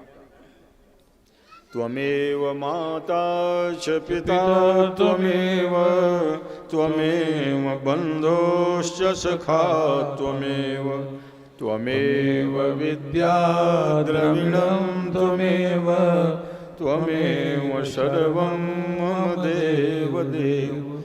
गोविंद मेरी यह प्रार्थना है, भूलो न मैं नाम कभी तुम्हारा। निष्काम होके दिन रात गाऊं, गोविंद दामोदर माधवेत। चंपा चमेली कमला निजूही, गुलाब वेला रजनी सुगंधा। दुर्वासमी जीवक गंधराजम, गेंदा धतूरा गुल मेहंदी च। अगस्तिकां सूर्यमुखीं कनेरं, शेफालिका नामक पारिजातं। तुल्कस्य पुष्पं हरभृङ्गहारं, मौले श्रीपत्रं तुलसी मदारं। नाना सुगंधि पुष्पाणि यथा कालोद्भवानि च, पुष्पांजलिर्मया दत्तं गृहाण परमेश्वर। मंत्र पुष्पांजलिं समर्पयामि। बोलो वृंदावन बिहारी लाल की जय, शंकर भगवान की जय, जगदम्बे भवानी की जय, समस्त ग्राम देवताओं की जय, बजरंग बली की जय, सत्य सनातन धर्म की जय, धर्म की जय हो, अधर्म का नाश हो, प्राणियों में सद्भावना हो, विश्व का कल्याण हो, गौ माता की जय हो। धर्म सम्राट स्वामी श्री करपात्री जी महाराज की जय हो। वेद व्यास भगवान की जय, सुखदेव महामुनि की जय, अपने अपने गुरु माता पिता की जय, आज के आनंद की जय, राजा रामचंद्र की जय। हर हर महादेव, नमः पार्वती पतये हर। प्रेम से बोलो वृंदावन बिहारी लाल की। अभी आपने परम पूज्य गुरुदेव भगवान के मुखारविंद से परम पिता परमेश्वर की अमृतमयी वाणी का आनंद लिया है। कल ठीक 10 बजे 11 बजे पुनः आप आइए, धर्म सभा पर उपस्थित होइए। आपके आने के खुशी पूरे सिन्हा परिवार को है और इस बात का वो आभारी हैं सब आपके आने से। साथ ही साथ हमारे बीच में कुछ प्रबुद्ध जन भी पधारे हुए हैं, तो मैं उनका नाम ले रहा हूँ। कृपया आइए। भागवत भगवान का एवं गुरुदेव भगवान के आशीर्वाद के लिए सादर आमंत्रित कर रहा हूँ। श्रीमती शारदा देवी जी आई हैं मड़ेली से। आइए, मंच में आपका स्वागत है और गुरुदेव भगवान का आशीर्वाद लीजिए। साथ ही साथ हमारे बीच जिनके बाड़ा में हर वर्ष भोजन प्रसादी की व्यवस्था होती है आदरणीय बड़े राव जी के यहाँ, तो उनके चिरंजीव हमारे भाई साहब पधारे हुए हैं। मैं बड़े सम्मान के साथ आदरणीय सुरेंद्र कुमार जी को और वीरेंद्र कुमार जी को, और भी देख तो नहीं रहा हूँ, लेकिन जो भी भाई उनके और आए हुए हैं बड़े दाव के, अपना रम्मू दाव हैं या प्रहलाद जी हैं या महेंद्र दाव हैं, हाँ, सबको आमंत्रित कर रहा हूँ। दिख नहीं रहे थे आप, इसलिए क्षमा चाहूँगा। आइए, आपका सबका स्वागत है। और सबसे बड़ी खुशी की बात यह है, जैसे मैंने पहले सत्र में अनाउंस भी किया था कि हमारे बड़े दाऊ जी के परिवार वालों ने एक मंगल भवन यहाँ पर बढ़िया निर्माण कराया है। गांव के किसी भी व्यक्ति के लिए, चाहे वो खुशी के काम हो या फिर